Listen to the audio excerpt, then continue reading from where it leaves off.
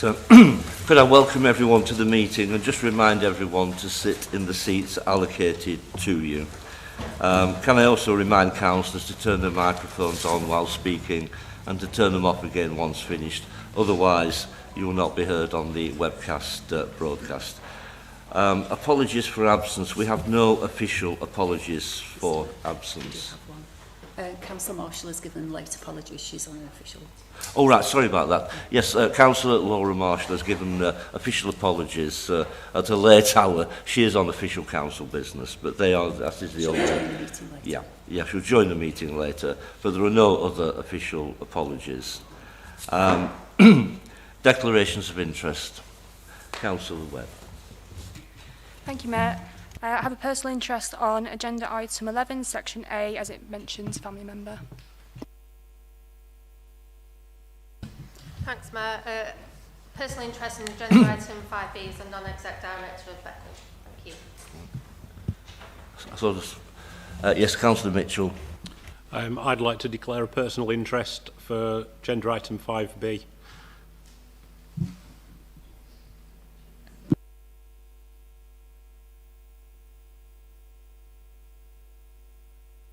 Councillor Mitchell. Sorry, the Winter Gardens. Yeah, thank you.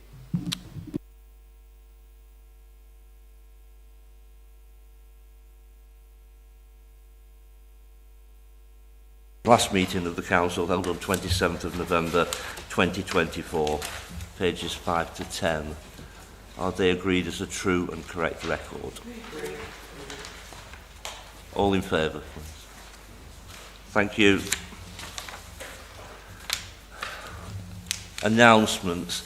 Can I just take this opportunity to thank everyone who attended St Anne's Synagogue last Friday for Holocaust Memorial Day. It was a good turnout in terms of councillors, and I thank you all for being there on that very special commemoration. Thank you. Public presentation. Mr White wishes to address the Council in regards to the issue of Airbnb significantly in residential areas and the impact that they have on communities. A response to this will be given by Councillor Lynn Williams, Leader of the Council, and the Cabinet Member for Tourism, Arts and Culture. Just to remind you, no other councillors are permitted to speak on this item. Mr White, you will be allowed to speak for a maximum of 5 minutes. Welcome, first of all. You'll be allowed to speak for a maximum of 5 minutes. There will be a warning light at the 4-minute mark, so please go ahead and address the Council. Thank you, Mr White. Mr Mayor, councillors and council officers, thank you for allowing me to speak tonight on the impact of Airbnb-style properties in residential areas. Though Airbnbs are a subject I regularly raise, today I am joined by M, a Bispham resident from Residential Street, a case the council are already aware of. We should remember that the Blackpool Plan states its two priorities, that's the communities and the economies. Also, remember that under the Human Rights Act, everyone has the right to peace and quiet and enjoyment of their own home without excessive disturbance from others. Nuisance neighbours can disturb a person's enjoyment of their home, and inconsiderate behaviour can even be detrimental to health. In M's case, he has a young family, and though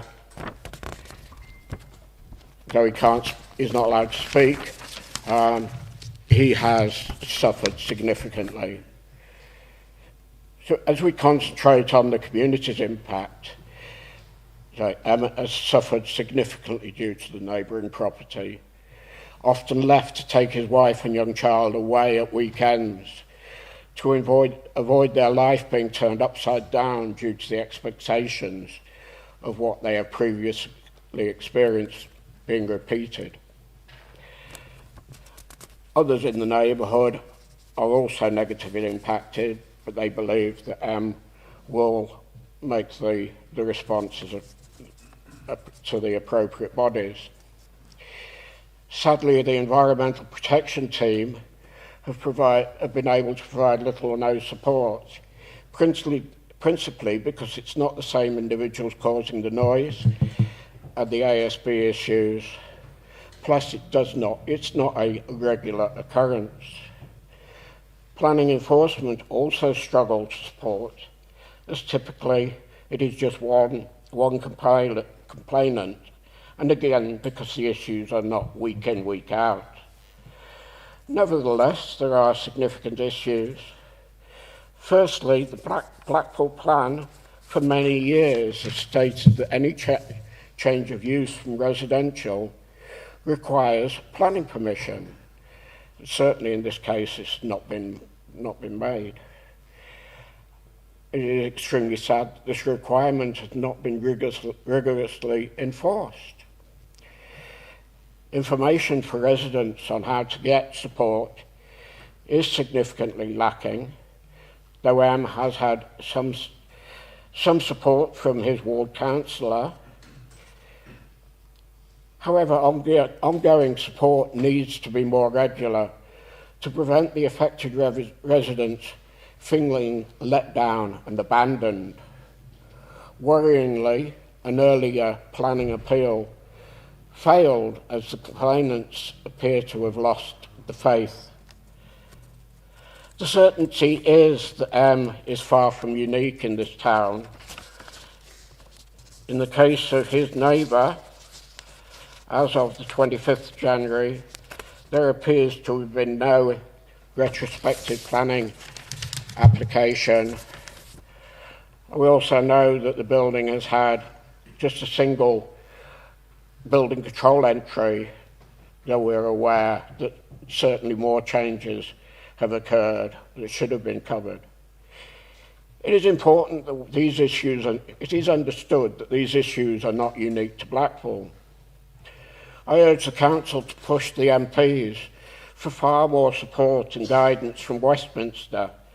This is a national problem. Also, the government priority is for more housing.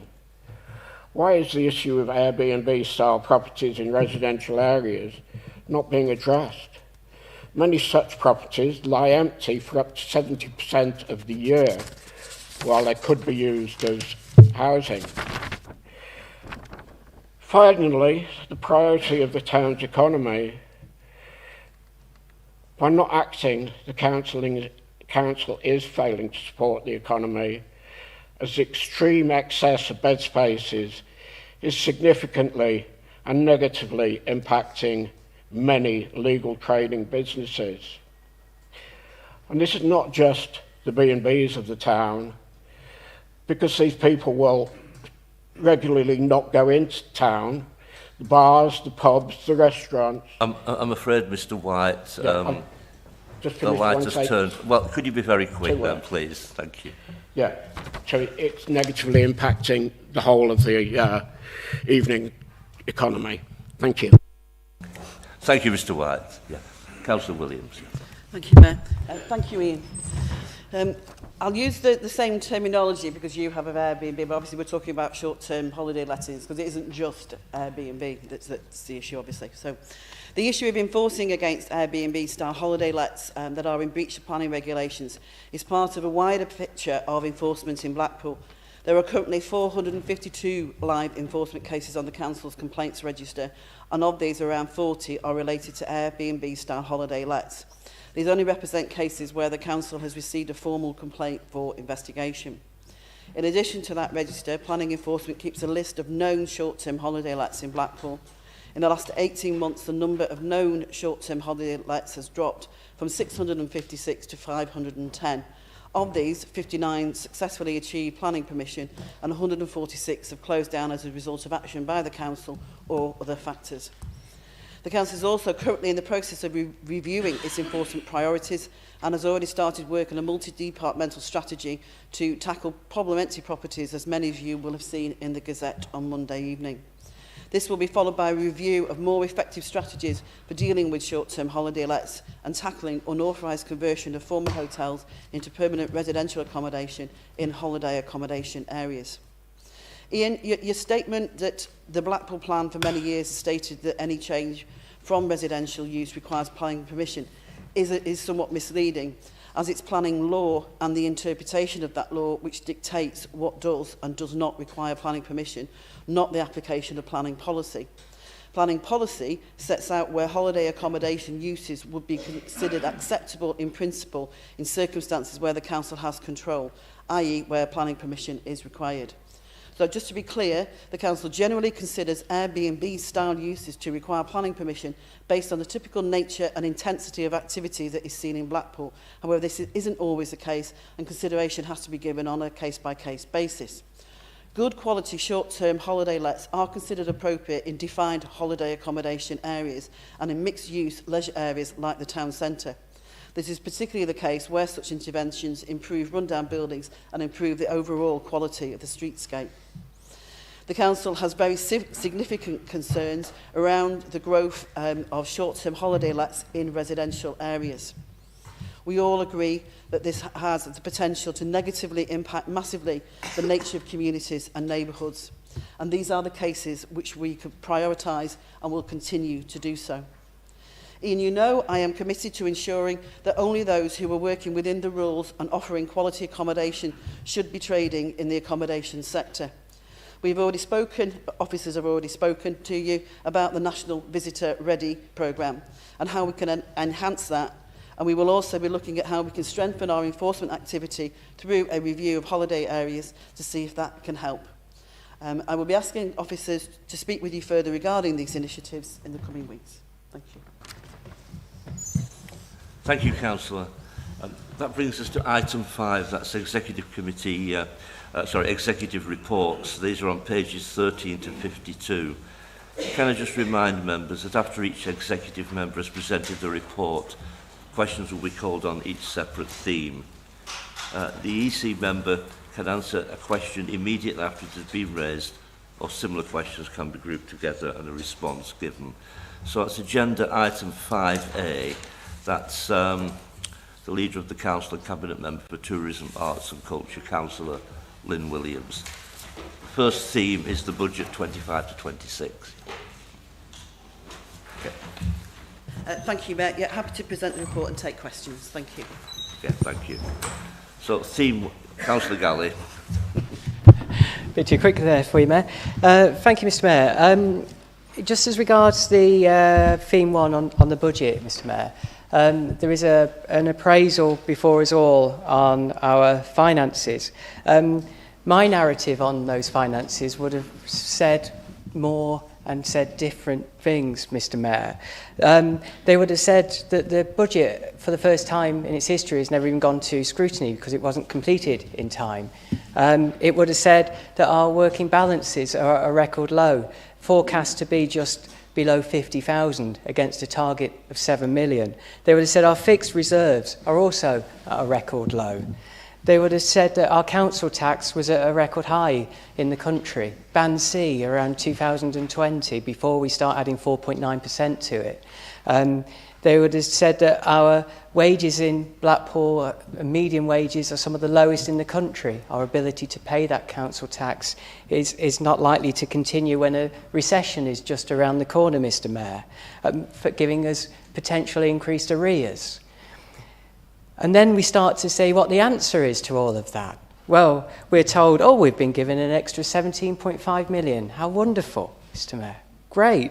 After all these years of waiting for a Labour government, who can remember your quote, Councillor Farrell, on what was coming, that no person would ever starve under a Labour government? Already, the same sorts of cuts that you used to rage against us about, they're still here.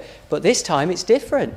This time we're now deciding to attack children's services and adult services, two areas that have never been, certainly in my 14 years as a councillor, children's has always been behind target and has always cost this council extra revenue in terms of overspends, and recently it's been joined by its sister service, adults.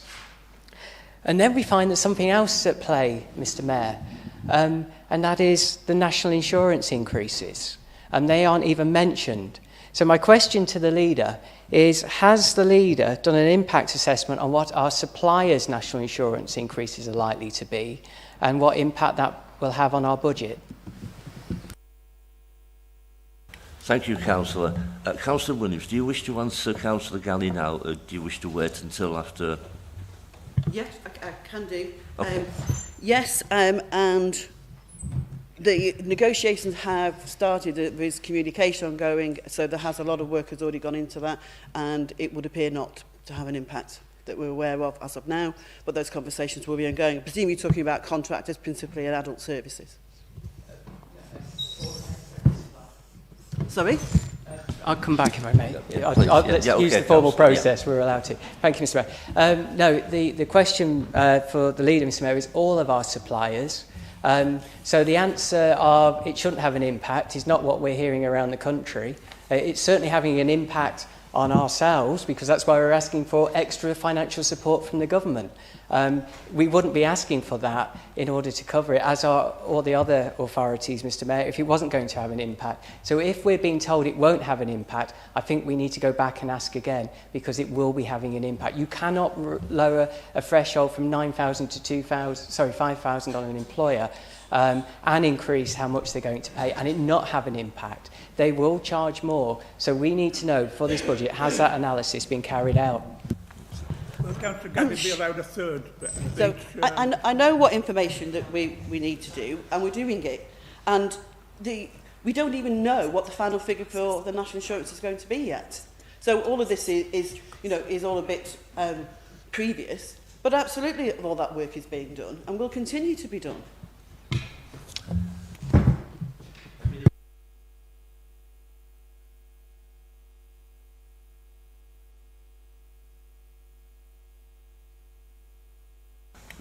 Any questions?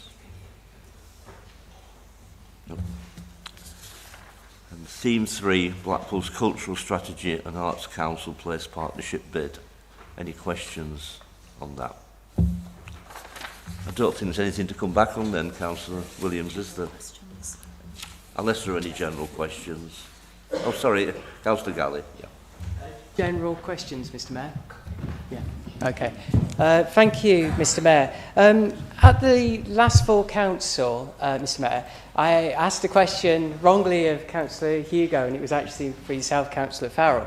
But it's so important in terms of the answer that we've been given. I think it needs to be addressed by the leader herself. And I asked about the loan to the climbing high ropes at Stanley Park. And I asked how that loan was being repaid, bearing in mind it's currently mothballed and has been for some time. And I eventually got an answer back, and I then checked up and followed up with a question which came back to all members. And it turns out that the sports centre, Mr. Mayor, had to pay £390,116 off that loan.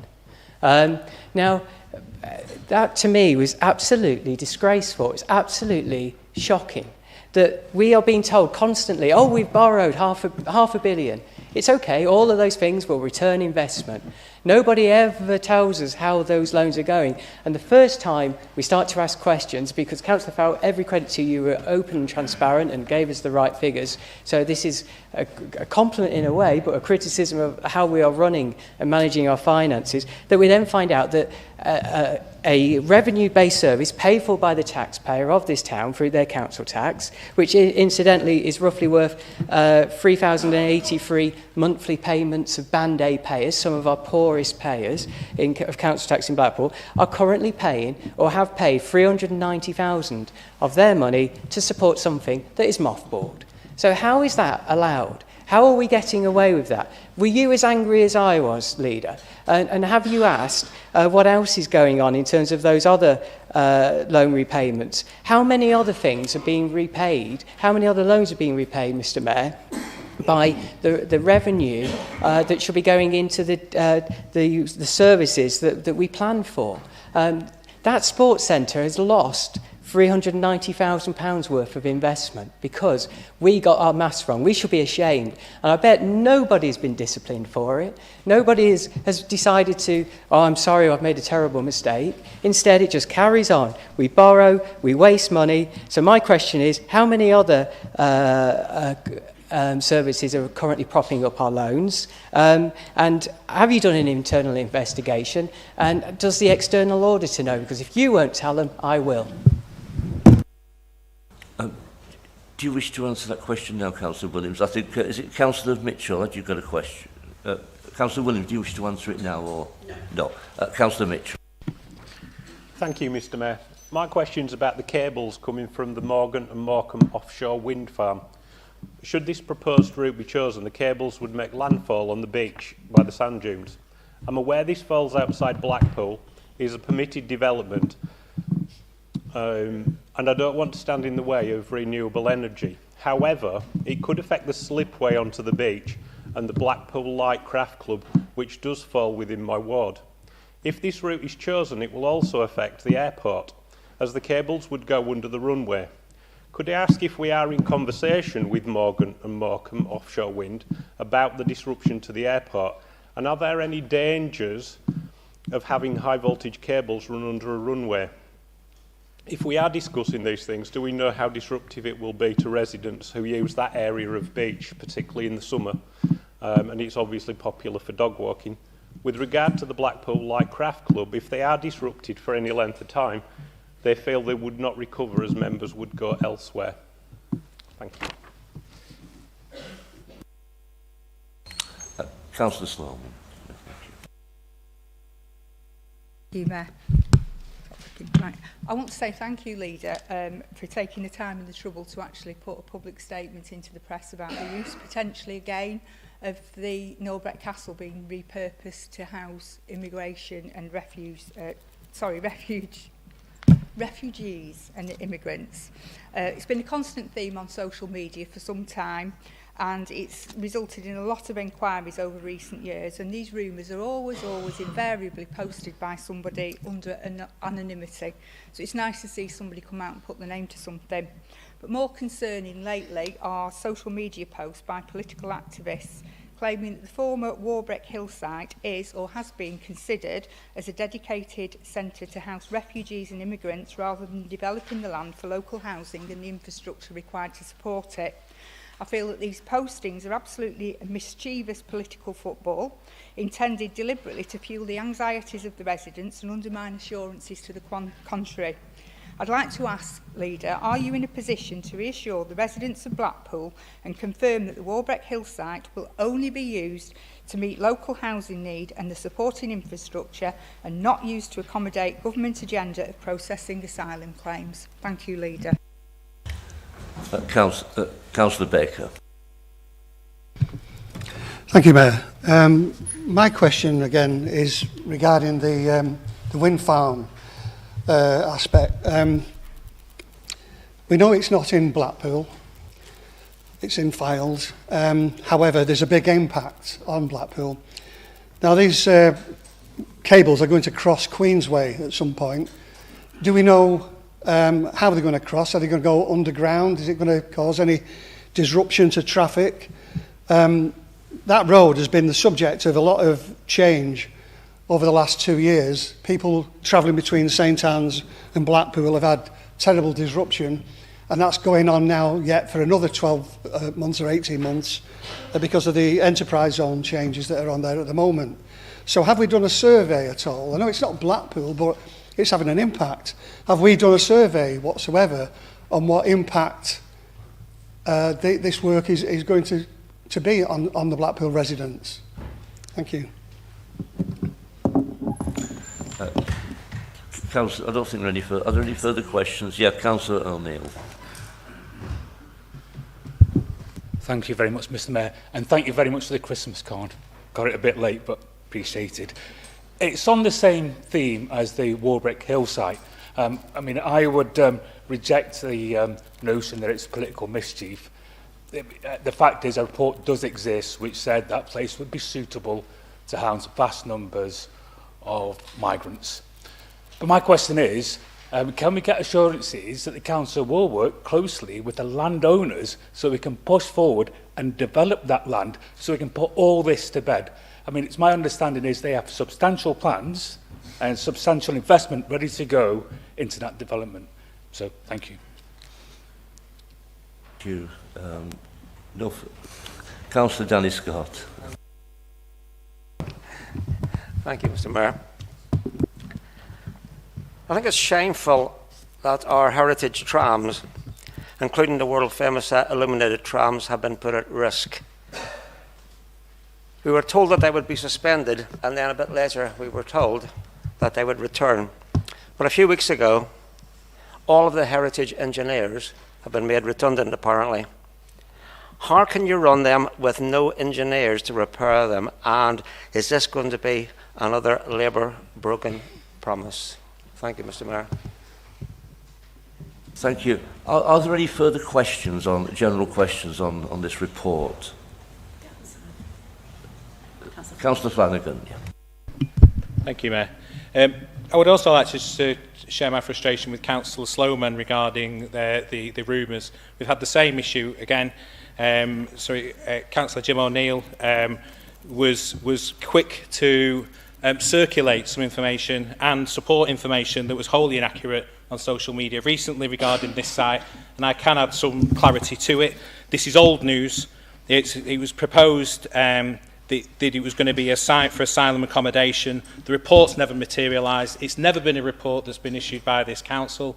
As the ward councillors, I can assure you we've had a number of conversations with the landowners, and also that any undertakings and consultations that the landowners take with outside bodies are of no business of ours. All we can do is encourage positive reactions to that site.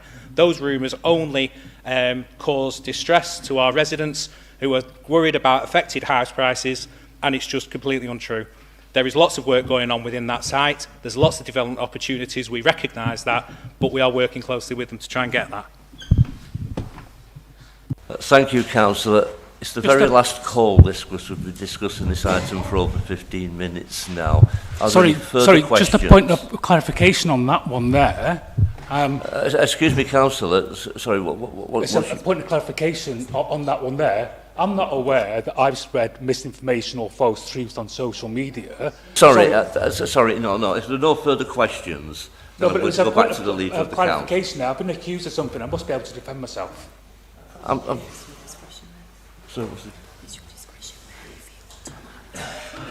Well, I'm told that it is at my discretion. OK, Councillor O'Neill, I'll give you a minute to... Thank you very much. To say I'm not aware that I've shared any misinformation on that subject, and I'm not sure that any information was pushed out and said a council report says that. It's a Home Office report that apparently said it. So, as for social media, not guilty, but thanks for the accusation anyway. Councillor Williams.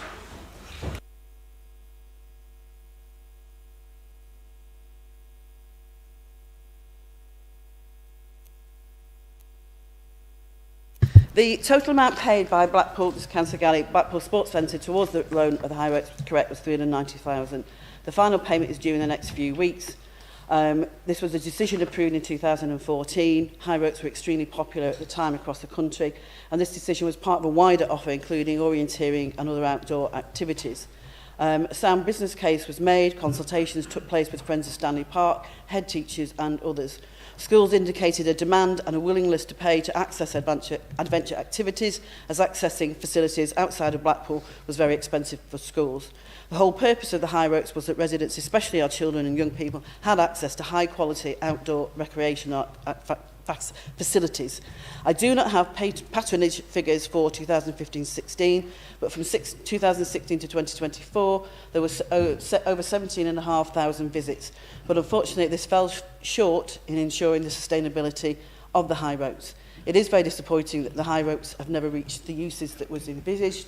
In particular, schools had said were initially very keen and supportive, but that obviously didn't come to fruition. We should also remember the social return the high roads provided over the last 11 years. Our children and young people have had that opportunity to experience high quality outdoor facility.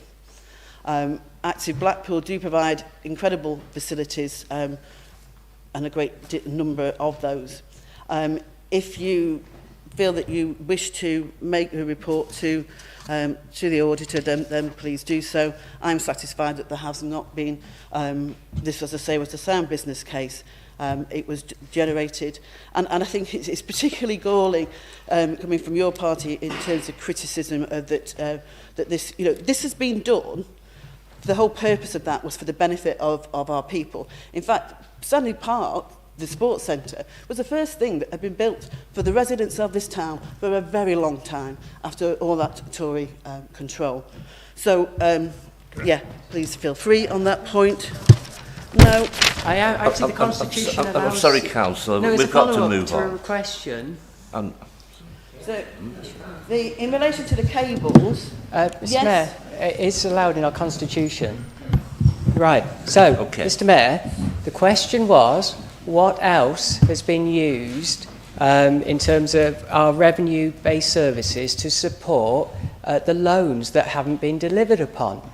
All I'm asking the leader to do is answer that question. I don't expect you to answer it tonight, but it would have been lovely to know. I don't expect flippant remarks. This is a really serious issue. So if the leader could politely go away and find that answer and report back to us in the same way that Councillor Farrell did, we will be very grateful. Thank you, Mr. Mayor. Councillor. Councillor, have you any comment regarding Councillor Galley's request? Yes, more than happy to do that very politely. In relation to the cables, yes, they are outside, obviously, of Blackpool. I understand the impact that it would have upon that. I think in relation to all the points that have been raised, we don't know yet. We don't know whether it's going to go over that or under that. And that means that we can't do a survey as of yet because we don't know how, there's a long way to go with all of this to understand the process. When we do, then absolutely we will look at the impact that it will have, on those facilities at Squires Gate, how it will impact the wider transport network, and also how it will impact the airport. Obviously, I know you're the ward councillor. We will keep you informed and involve you in that process, because I understand that it will have some impact either way. In relation to Councillor Slim, was it in relation to Norbeck Castle, or it was Warwick Hill, wasn't it? That was one of the questions. Obviously, we don't own the site, but we have planning control, and without obviously speaking on the planning committee, I'm pretty certain that the planning will take a view that the only acceptable use for that site will be housing. But as I said, we're not the owners. I can't, but we have that planning control. I think, I wasn't sure what the question was on Councillor O'Neill, but I think that sort of deals with the point. Councillor Scott, the BTS are undertaking a review, which is, as I understand it, yes, people have been placed at risk, but that the whole heritage team haven't been made redundant, as I'm aware. It is part of every company's process to look at where savings can be made and to review that going forward. And what was the other one? I think, was that it? Do you think your question has been missed, Councillor Scott? Well, okay. Thank you, Councillor Williams. That brings us to agenda item 5B. That's the Deputy Leader of the Council and Cabinet Member for Partnership and Performance, Councillor Taylor. Thank you, Mr Mayor. Very happy to present my report. If you're wondering what this is an award the Council got from the Estates, the prestigious National Estates Awards. We got it as a top authority and we were highly praised for it, and it particularly refers to Hounds Hill, and there's general agreement that Hounds Hill is now one of the finest centres of its kind in the country, and it's been particularly successful since the council took it over. So I just want you to be aware of that and see it, and I want to thank all those people who are involved in it, all the officers. I know my colleague as well, you went, Councillor Smith, you went to the award, didn't you? On that one, Chair, I did not attend. That's part of the reason why we won the award. Oh, I was misinformed. I was told you were there. Anyway, I'm sure you made an important contribution to getting the award, as did everyone else involved. And so thank you for that, and I present the report. Thank you, Councillor. I was wondering what it was myself. Thank you for clarifying that, and congratulations to all parties concerned. Well, that is the first theme, actually, the Estates Gazette Award. Do we have any questions? Councillor Galley. Thank you, Mr Mayor. Thank you, Councillor Taylor, and well done on winning this prestigious award. It follows up a question I asked you at the last full council, which was around the performance of the Hounds Hill, and you wrote back very kindly, and you said, for the benefit of those that don't receive those emails, I can confirm that the centre is performing well, and you've repeated that tonight, which is wonderful. I wondered if you could illuminate us, and I don't expect you to do it tonight, because obviously I don't expect you to know the finances, being the portfolio holder that covers the finances of our estates, but if you could write back to us with how is the Hounds Hill performing against its original target, bearing in mind we borrowed 40 odd million for it originally. And the other thing I would quite like to know is how is the new cinema performing against its original target, bearing in mind we also borrowed to build that as well. Do you wish to answer now, Councillor Taylor? Yeah.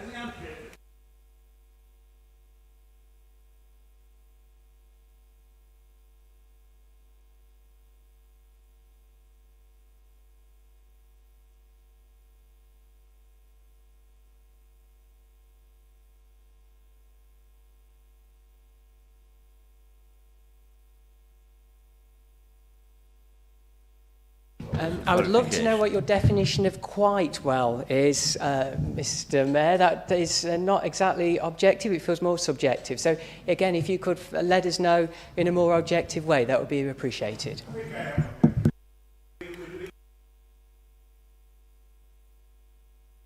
I always thought that quite well was a few pointers above fairly well. So, yeah. Are there any other questions on this theme? That brings us to theme 2, Strictly Come Dancing and tower maintenance. Any questions on that? And theme 3, Winter Gardens investment. Will be any questions?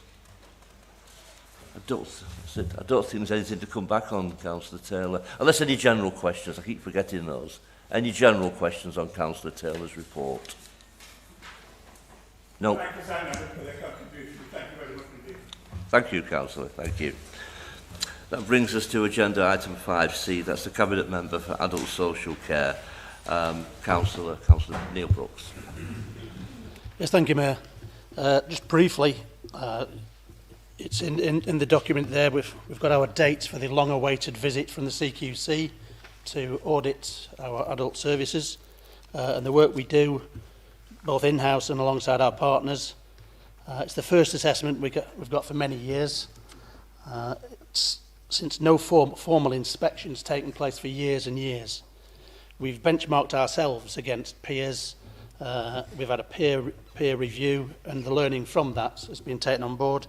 So we're looking forward to meeting the assessors in mid-March and showcasing all the good work we do. The second theme, I've put that in for a reason, and the particular reason is I wanted to highlight the work that's currently ongoing and reflect what's being delivered in support of our friends and neighbours across Blackpool. Because it's easy to concentrate on the headlines of social care and the costs that are going up year on year, but it's important to remember that behind all those numbers there are people. There are our friends, there are our family members, and there are our residents. And they need support, as we all may at some time during our life. And one of the biggest parts of that is, and one of our biggest responsibilities, is the legal responsibility to support unpaid carers. And we don't know where they all are.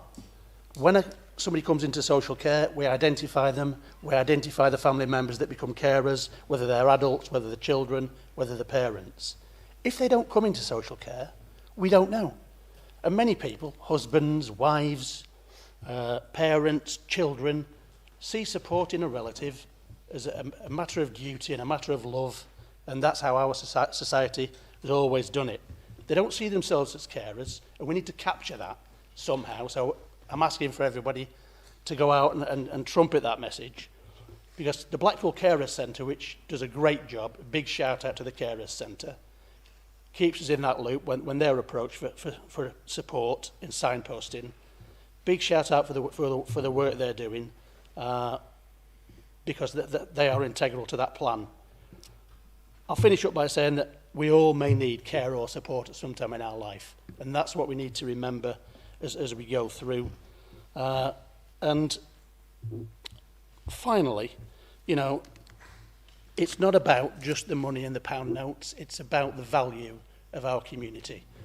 And I'll give a reassurance that we never ever take assessments for the access to care based on finance. Care assessments are always based on need, regardless of the budget position. Thank you, Councillor.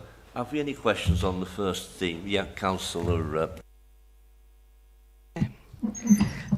Councillor Brooks, I know that on previous times we've always spoken about the overspending adult social care is because of the increase in need of our residents, of which we know it's great.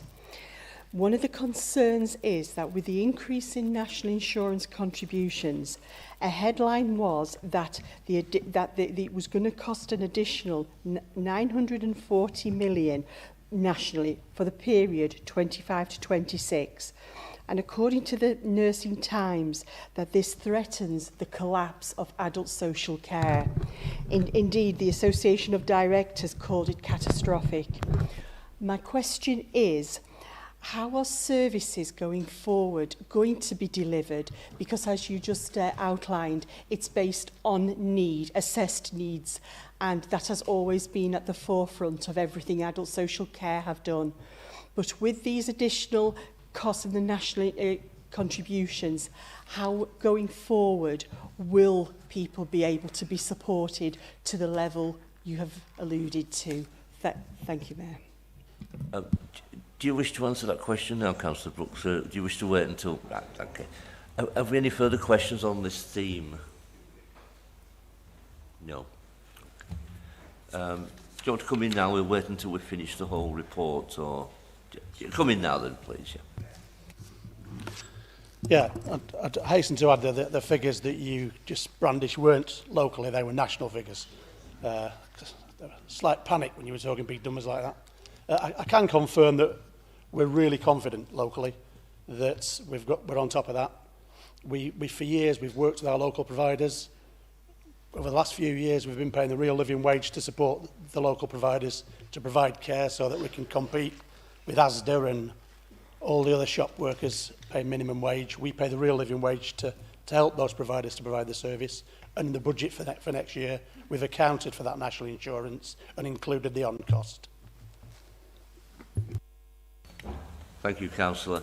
Theme 2, carers. Have we any questions on this theme? No. Any general questions on Councillor Brooks' report? Councillor Sloman. Thank you, Mayor. Thank you very much for your very detailed response to the question I asked at Council last time, Councillor Brooks, regarding Warren Lodge, whether it should be registered with the CQC or Ofsted, and the ensuing planning enforcement that was taking place. I don't expect that you'll have the details in front of you now, but I would like to know, are we any further on with this matter? Thank you, Mayor. Any further general questions? Councillor Brooks. You're quite right, Councillor Sloman. I don't have the up-to-date position. I will write to you and supply that to everybody else. Thank you. That brings us to agenda item 5D. That's the Cabinet Member for Climate Change. Councillor Hugo. Thank you, Mayor. Before I present my report, I just wanted to elaborate a little bit about the wind farm. I appreciate that people are concerned about potential disruption. However, the design, the timing and the construction methodology is yet to be finalised, so it's somewhat premature to speculate. That said, though, ultimately the wind farms are a welcome addition towards providing sustainable energy for the town, and it's important that we liaise with the airport and any other partners to make sure that the residents get the benefits from the wind farms being so close to our shoreline. So yeah, just wanted to add that, and happy to present my report and take any questions. Thank you, Councillor. The first theme is town centre greening. Councillor Galley. Thank you, Mr Mayor.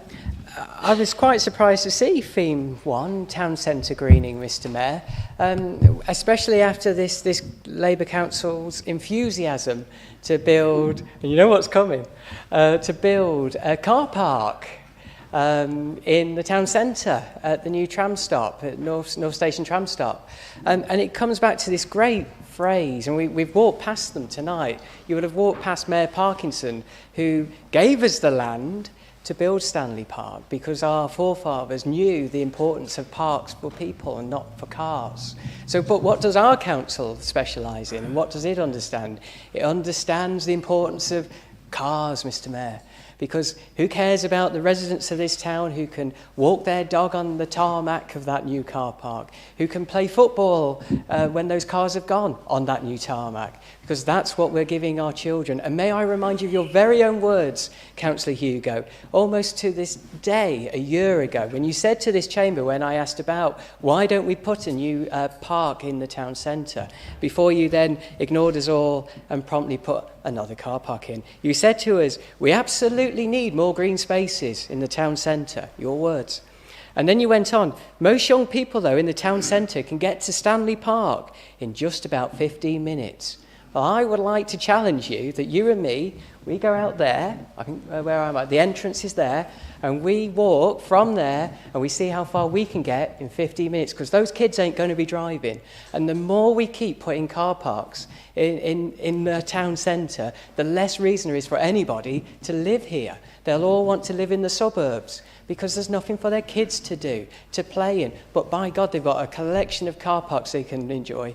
So, Mr Mayor, I would like to challenge the Councillor Hugo to that. And please, in this green strategy, can we please get rid of those planters which we filled with concrete that sit at the back of the back of the tower, because at the moment that's how good we are with managing our planters. Never mind our green spaces, we fill them with concrete, Mr Mayor. Councillor Hugo, do you wish to collect them? Yeah, Councillor Williams. Yeah. Oh, sorry. Thank you, Mr Mayor. Yeah, Councillor Mitchell has been given permission to speak in a seated position. Yeah. Thank you. The Town Centre Greening Initiative is wonderful if done well. Green spaces are a great way to enhance areas. They can create calm zones, improving mental health and well-being, and even contribute positively to reducing harmful emissions within built-up areas. My question is, will the large concrete planters that we already have in town, already mentioned by Councillor Galley, on streets as well, such as Waterloo Road and Highfield Road, will they be considered as part of this project? What is the point of creating lots more planters if we aren't going to maintain what we already have? And how realistic is it to rely on volunteers to maintain them? I am even aware that councillors in some wards have been told they can't have planters because of the maintenance that they in fact require. Thank you. Councillor O'Neill. Councillor Hugo, I was approached by one of the residents in the Martin ward who is one of these civil servants who's about to start work in the near future at the new civil service hub. Like many, he has elements of flexi time, and in his current role, he tries to get in for about 7:30 in the morning so he can get away that little bit early in the day to enjoy his quality of life. He wants to do the right thing. He doesn't want to drive into town. And you can understand why. I mean, now driving up here just before 5 o'clock, it's chock-a-block. Nobody wants to drive around here at that time of day. He wants to get the bus. The problem is, the bus doesn't start from his place about 8 o'clock in the morning. So, of course, he can't do what he would like to normally do. But one would think when you have a big development like that, with 3,000 extra workers coming in to the town centre, you'd like to think that the strategic support road network would be able to allow these people to come in through some sort of shared means like the bus to reduce pollution and congestion on the roads. My apologies, Councillor Williams. When you indicated before, I thought you were actually giving me a timely reminder that Councillor Mitchell wanted to speak as well. And it wasn't the case that you wished to speak, so please go ahead now. I was just being polite. Councillor Galley, I think you're misinterpreting and misunderstanding what our families are. And as somebody who represents the neighbouring ward to the town centre, and I think what we learned absolutely through COVID is that people want the green spaces, they want them in their neighbourhood. They want them on their doorstep. And that's what we've done. I know that families in Caerwan will not be wanting to send their kids into the town centre to play. They want those facilities on their doorstep. And that's what we've done. We've invested, as I'm sure Councillor Hugo and Councillor Farrell can talk about this, in our local parks, not just Stanley Park, of which we're incredibly proud. But also, you failed to mention the millions and the investment that's been made at the EZ for just an amazing sports facilities that has attracted the largest football club, whatever it's called. The facilities there are praised. We've now got a rugby pitch down there. I mean, amazing facilities that have been made available for the people of this town and the young people. So to kind of just say so dismissively and so negative about absolutely everything, and once you put yourself into that position, it leaves you nowhere to go when the evidence is on the doorstep and people see that. Thank you. Councillor Hugo, do you wish to reply at this stage, or do you wish to wait until we've finished all of your report? No, I'll reply to part one. Okay, well, please go ahead. Yeah. Thank you. Yes, so Councillor Galley, first of all, the planters, and this kind of links as well to Councillor Mitchell's point, the concrete planters are there for counter-terrorism, so that's why they're there. They're not there to promote green space. Their usage has been made towards that now for safety. I don't know, Councillor Galley, I just think the more trees that we've got in the town centre, the more greenery, the more space, it's great. Yes, we need other things as well. We do need car parks, we do need shops, we do need lots and lots of buildings and facilities. But let's get the trees and the greenery in there, and that's what we're trying to achieve. Councillor Mitchell, you asked about some ward councillors have been told that they can't have planters because they can't because of the upkeep. I'm not so sure about that, so I shall find out what the case is there. And Councillor O'Neill, about the buses, my colleagues in Blackpool Transport might be able to let you know if that's about to change.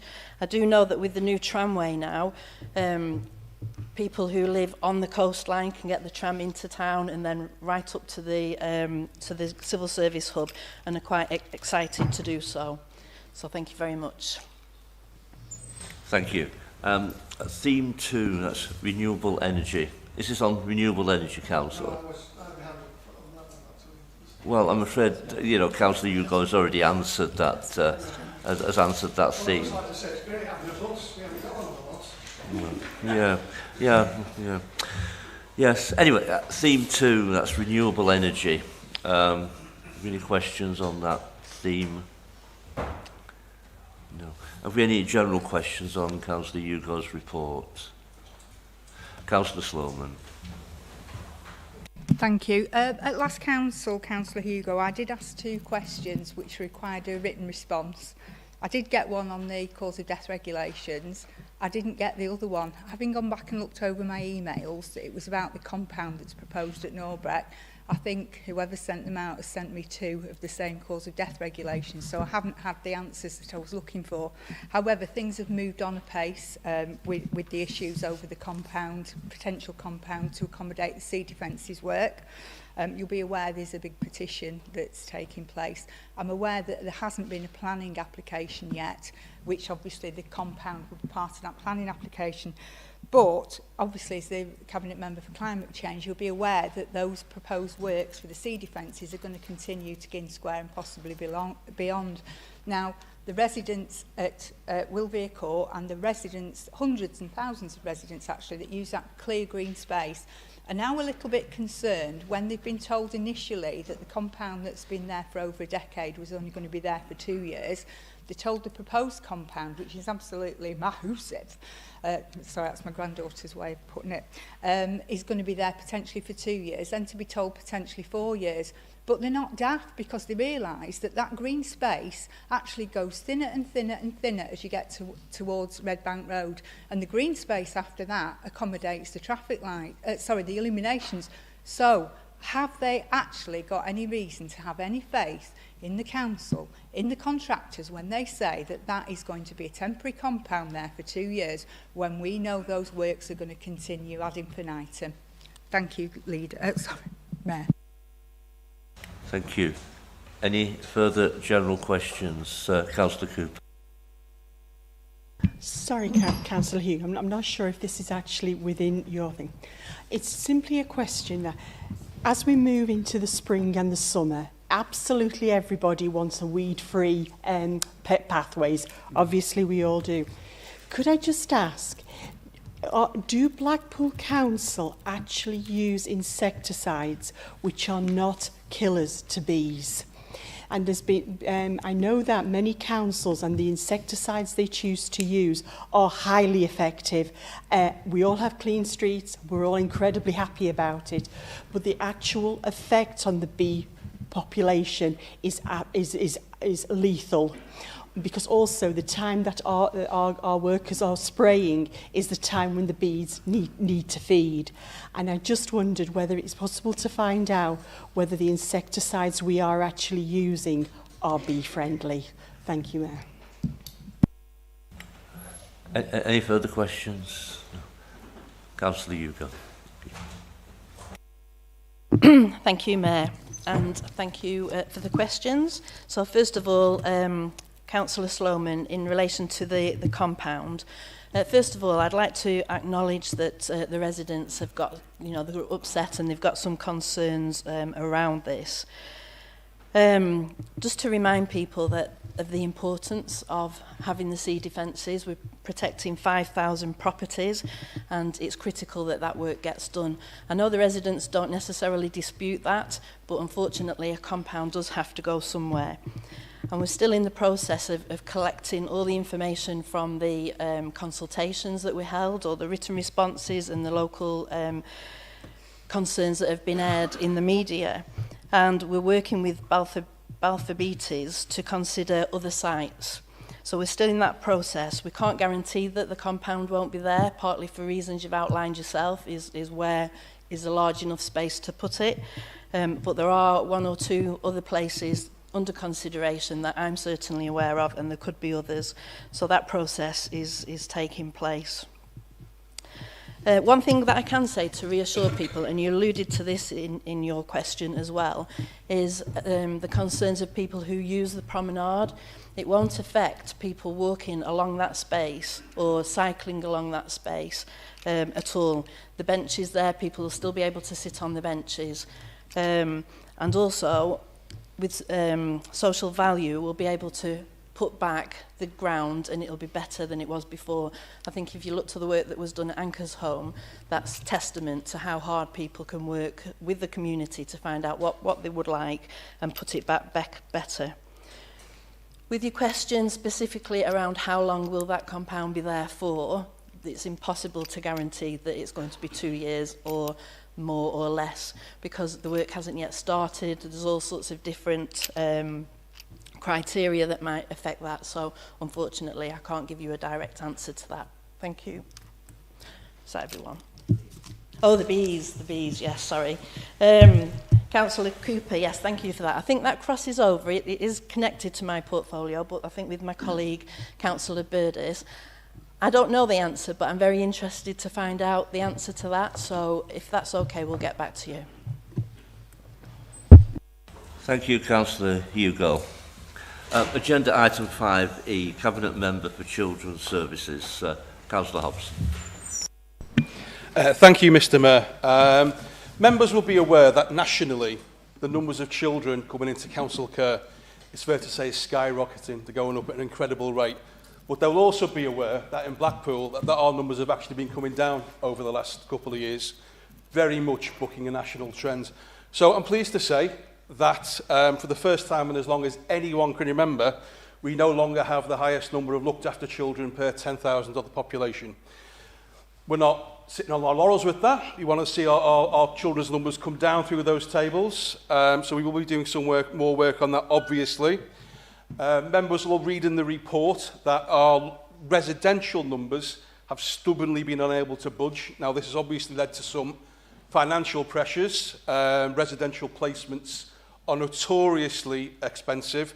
I would like members to know, though, for each child in these residential places, that their accommodation is reviewed on at least a weekly basis to see if we can get them into a better provision in foster care.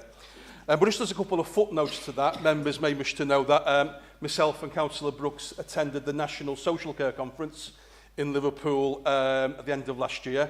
And you may be interested to know that a Department for Education spokesman told the group there that the extortionate prices that some childcare provision ask of us, they'll be being dealt with very robustly. So hopefully we should see prices for that come down significantly. And also as another footnote, and I'm not sure if Councillor Flanagan was going to mention this, the Scrutiny Committee will be looking at residential placements and whether the Council could offer some sort of provision going forward. So very happy to take any questions from the Chamber. Thank you, Mayor. Thank you, Councillor. There is only the one theme here, so have we any questions on... Yes, Councillor Sloman. Thank you. It's not a question, it's just a clarification. You've just said we're trying to get children out of residential placements into a better placement in foster care. For some children, residential care is the appropriate place for them to be. It's a positive choice, and we need to debunk this myth that foster care every time over residential care is the ultimate solution, because it really isn't. Thank you. Any further questions? Okay, Councillor Hobbs. Thank you, Mr Mayor, and thank you, Councillor Sloman. Yes, I absolutely accept what you've just said. There are some instances where residential care will be the best placement for the child. However, that is often not the case, and that's what we're working on, so thank you. Thank you, Councillor. Well, in actual fact, I was taking the whole report in one go, actually, because there was only the one theme. But please go ahead, Councillor Mitchell. I was calling for general questions on the whole report, in actual fact. Okay. Thank you, Mr Mayor. It's great to see children's services improving, but very worrying that we've again overspent by £5 million. The report goes somewhere to explain this increase. Could I ask the Cabinet member, how are we planning to cope next year when national insurance increases for our suppliers like children's homes? National insurance increase is an extra to our usual pressure. Thank you. Any further questions? Okay, Councillor. Thank you, Mr Mayor, and thank you for the question, Councillor Mitchell.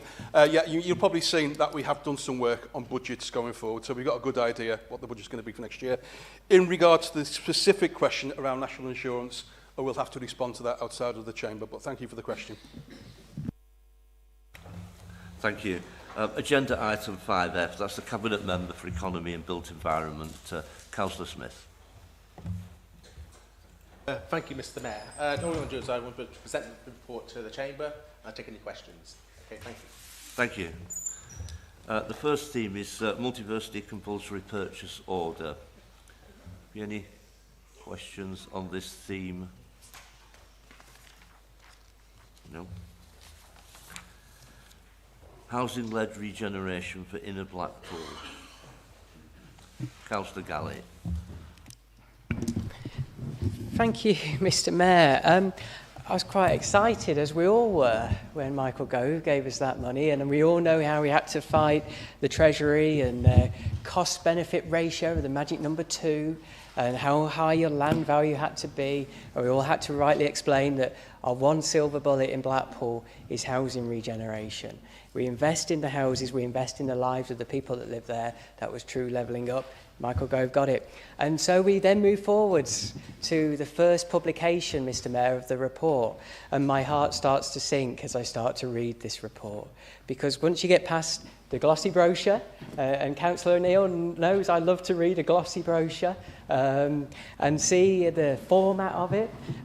It looks good, it passes the test. However, the content worries me yet again. And why does it worry me, Mr. Mayor? Because it starts to use phrases like Blackpool office as a seaside location. Who knew that? Well connected with trains, railways and roads. And then it goes further. It talks about a new plaza for Central Drive. And you look at those images, and the images show people on Central Drive outside a Parisian landscape, drinking wine, sophisticated clothes. And you start to think, well, is this gentrification? Are we planning to shift everybody out of that area and replace them with up-and-coming, successful Yimbys and so forth from around the metropolitan areas that can no longer afford Manchester and Liverpool? Or are we really talking about regeneration for the lives of the people of Central Drive? And that's what starts to worry me when I look at who wrote this report. Were they from Blackpool? Was it one of our officers that understands Blackpool? Was it one of our elected members, Mr. Mayor, who understands Blackpool? Or was it yet again a consultant, well paid, seeing that 80, 90 million and thinking, well, I can make some money there. Let's go to Blackpool and tell them what they need to do. So my question, Mr. Mayor, is how do we ensure that we, A, don't gentrify, but crucially, make sure that we actually have people who understand the area and what's best for it, and that they actually get Blackpool. And this also supports, Mr. Mayor, this very much this view that Blackpool needs its own capital projects team that can lead, can have its own architect, can have its own surveyor, can have its own contract specialist, can have its own CAD designer even, like it used to, and use some of that money to invest in real regeneration that supports the people of that area and not export them somewhere else like those images suggest. Thank you, Councillor. Councillor Williams. Thank you. I'm sorry, I'm sure Councillor Smith will cover this, but the audacity to call these plans gentrification, when your what was it called, Blackpool-nomics, talked about building high-value houses, and if that for the high-value houses, so we paid more council tax, and the high-value houses that the people of Revo could not afford. If you and your leadership had been, whilst these negotiations had been ongoing, we would not have been successful with the 90 million. The Secretary of State approved our plans, calling it that a council were credible and capable of delivering our plans, our vision for the town, because it was about transforming communities. And I think you've also misunderstood the process. You're referring to the master plan that was undertaken pre-COVID. We're now at the state in terms of the position. We haven't got to the planning design stage. We've been successful in applying for separate lots of funding for design codes. And all of that work will be ongoing. So at the moment, it is sizing up, agreeing the red line, consultation, most importantly, with residents, and then we will move on. We haven't instructed who will be the design, let's say the design code work, and that is funding all of that and is ongoing. Thank you. Thank you, Councillor. Councillor Neil Brooks. Yes, well-noted gentrification expert, Councillor Brooks. As chair of the housing companies, I can assure you that gentrification is the last thing that's on our mind in that area. And we've been open all the way through that we are about building affordable homes for Blackpool residents to enjoy and have a stable future and have the building block, literally, of a proper life in Blackpool to live, work and thrive. And that's our aim. That's always been our aim. And that's not been deviated from in the latest plans. And I simply refer you to Grange Park and the council houses we built during the last period of our office. Ask the residents there the difference it's made to them to have a stable home that's affordable and secure. And that's what we intend to create and put on that central development place, regardless of bottles of wine on a plaza. Yeah, we're still on this theme 2. Any further questions on this theme? No. Do you wish to answer at this point, Councillor Smith? Thank you, Mr. Mayor. And okay, thank you, Councillor Galley, for your question to the Chamber. I disagree with the first comments you raised there. We looked to improve the quality of housing and lives for all residents in Blackpool. We're fortunate to receive a £90 million sort of injection of cash to do that in the central area, whereas one of the most deprived areas people live in the country, you know, whereas houses are all crammed together with no social space to live and work. The idea is to build communities there, to build houses for the residents to live into, be affordable social housing for people to rent and live and have pride in where they live for the rest of their lives. So myself, on a cold, snowy day, Councillor Brooks and myself, and Councillor Neil Brooks and Jim Hobson, we walked around the area and to look at the quality of the houses that was there and what we can do to improve the lives of people there. We'll be taking away housing, small, compact, compressed housing, to build houses that are more energy efficient, better houses for people houses they can live in. You know, so it's going to be houses for the community, houses for Blackpool residents to live into.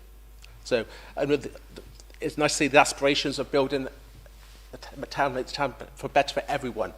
Improve the shops, the roads, the infrastructure, the open spaces.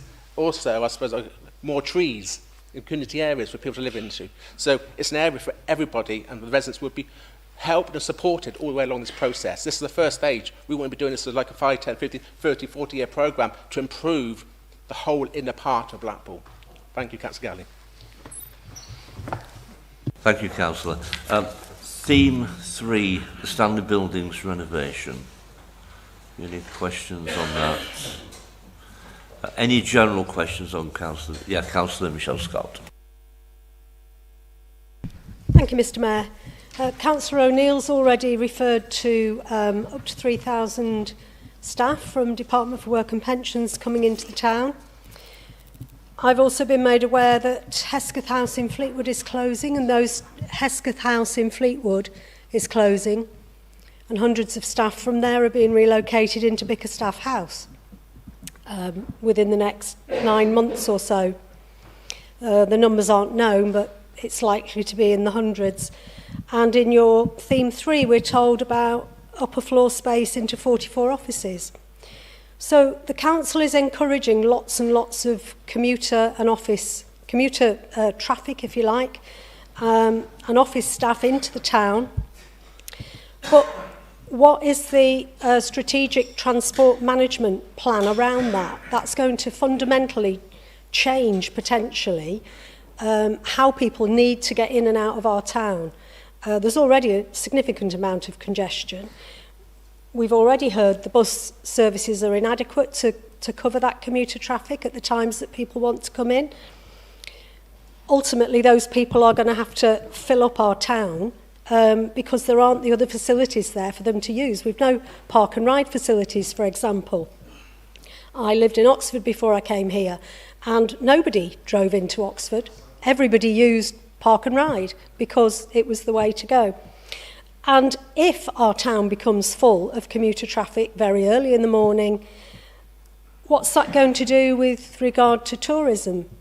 People are not going to want to come if they can't find easy places, for example, to park. And I know we've already covered parking, and we want green space as well. We want everything in our town centre, and there isn't room for it. So what plans are in place to accommodate the changing nature of our town centre and the changes that we are making here to accommodate everybody and the needs that they have? Thank you.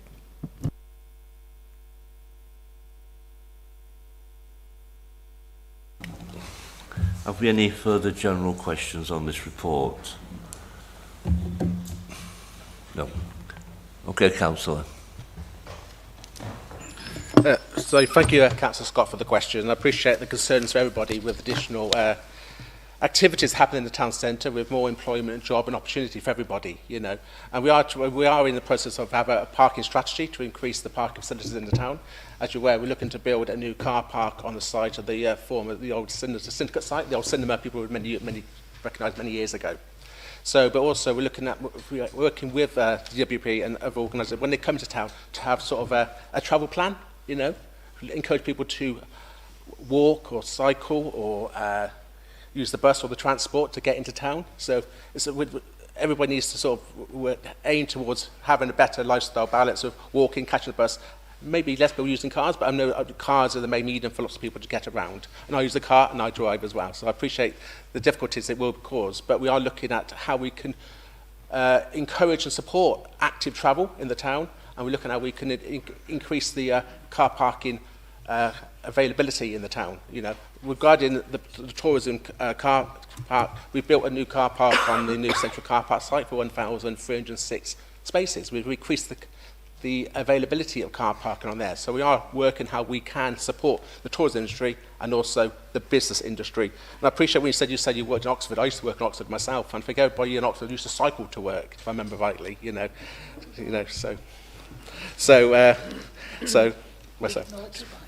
No, didn't have electric bikes those days. It's quite a long time ago when I worked down in Oxford. So we are striving to try to resolve the issues. Also, we're trying to work on an application for TCAS, Town Centre Action Scheme, to improve access around the town with the funding on there to make it better and easier for people to move around.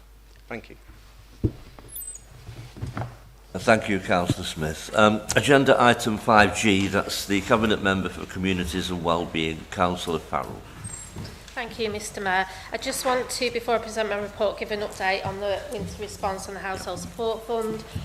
So currently we have supported over 2,500 pensioner households and over 11,000 total households from the recent household support funding. 35 community projects providing support for pensioners have also received funding. There are over 30 welcoming spaces for everyone to use, and we continue to do what we can along with our partners to reach as many pensioners and families as possible to ensure they get the support they need. So what's happened so far? So there are 2 community hubs in the north of the town, central of the town and south, where pensioners can go to get support to claim any available financial help they are entitled to. There's outreach events that have happened in communities, and there's also more planned. Information was available in the Your Blackpool, which was being delivered to 70,000 households across Blackpool. The cost of living helpline is still available. Information on the council's own internal comms for our frontline workers as well, so they can advise the clients that they're working with. It's been on social media plenty of times. The Your Blackpool, which is an email to 40,000 residents. Leaflets are in community spaces, and there's a leaflet drop happening at the moment. And more importantly, support from all our Blackpool Together organisations and groups. When I last spoke at council, I think which was September, I said that a whole town approach and not just a Blackpool council approach, so hashtag Blackpool Together, will be needed to ensure that pensioners and families were supported this winter. And our communities have really come together to support the most vulnerable residents, and for that I thank them. I just want to share some of the feedback that Blackpool Together and the council have received. When asked how people found out about the winter pensioner support scheme, we were told that family and friends had told them, or they'd received emails, had seen social media, or were approached whilst at their GPs or attending events within their communities. So the message is getting out there. Other feedback has stated that the process to receive the winter payment could not have been easier or more straightforward. So together we can reach as many pensioners as possible this winter. So, we have to do this as leaders within our communities. So please do use your ward surgeries, social media and your community groups in your area to spread the message. Thank you. I'm happy to present my report and take any questions. Thank you, Councillor. The first theme, early parenthood scheme. Have we any questions on this theme? No. Fast track cities. 1 year in. Any questions on that theme in Councillor Farrell's report? Move Together Blackpool. Any questions? Any general questions on Councillor Farrell's report? No. I don't think there's anything to reply to Councillor Farrell, so we can move on. Thank you for your report.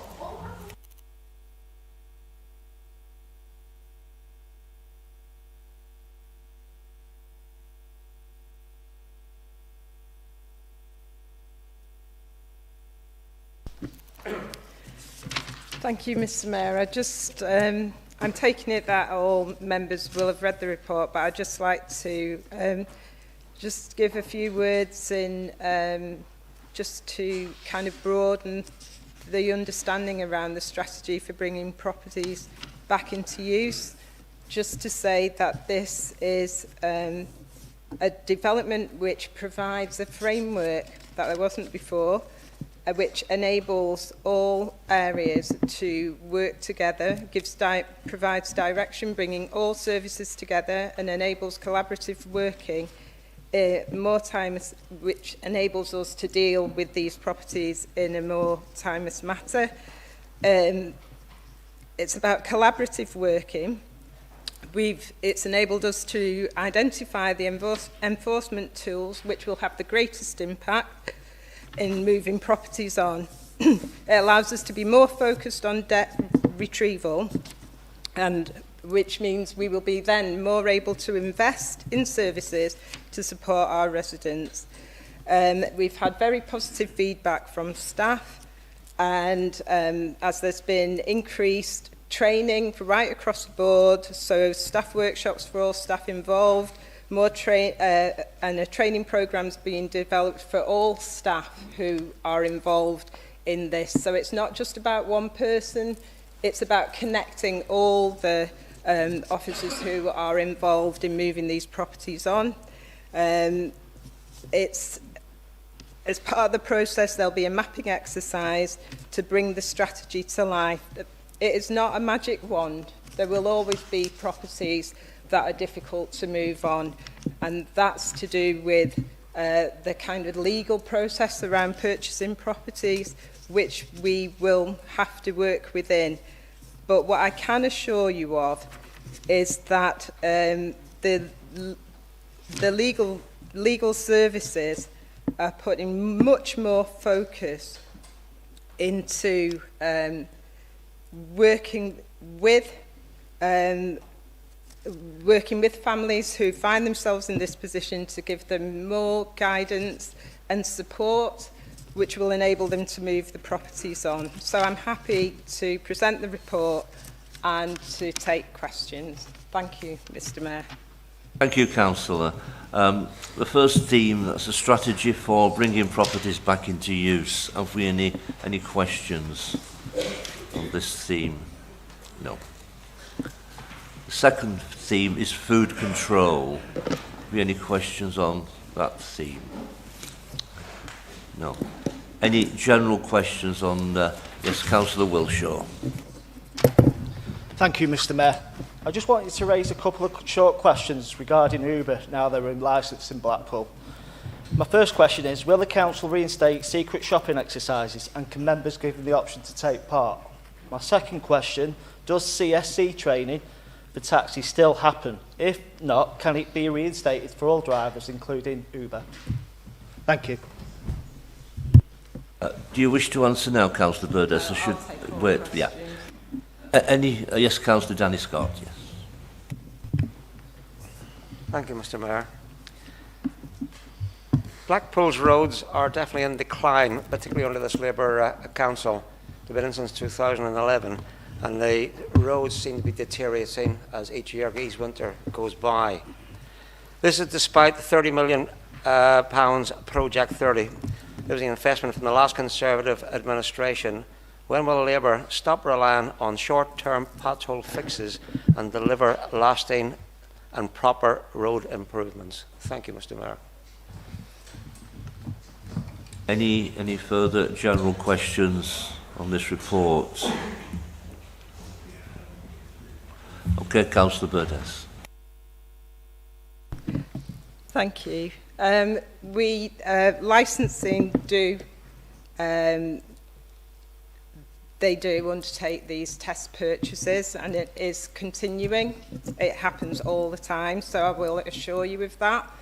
And certainly, if there is any cause for concern, you can rest assured that that would happen immediately. It's a good point about the CSC practice. It's something that we have, I am discussing, so I will get clear on that answer for you. In terms of, thank you for the question, and Councillor Scott, I'm surprised you say that about our roads. I really am. The national picture about roads, you know, the reason the roads are in the condition they are, I think you should also know. But certainly about Blackpool, one thing we are doing is taking a very innovative approach to road maintenance.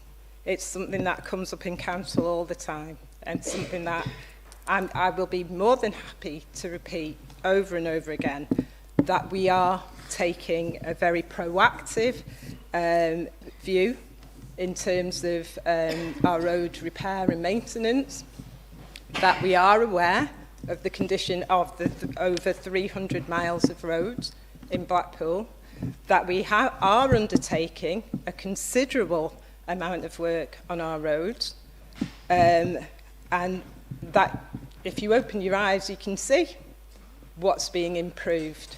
So I would challenge you to open your eyes, because they are being improved.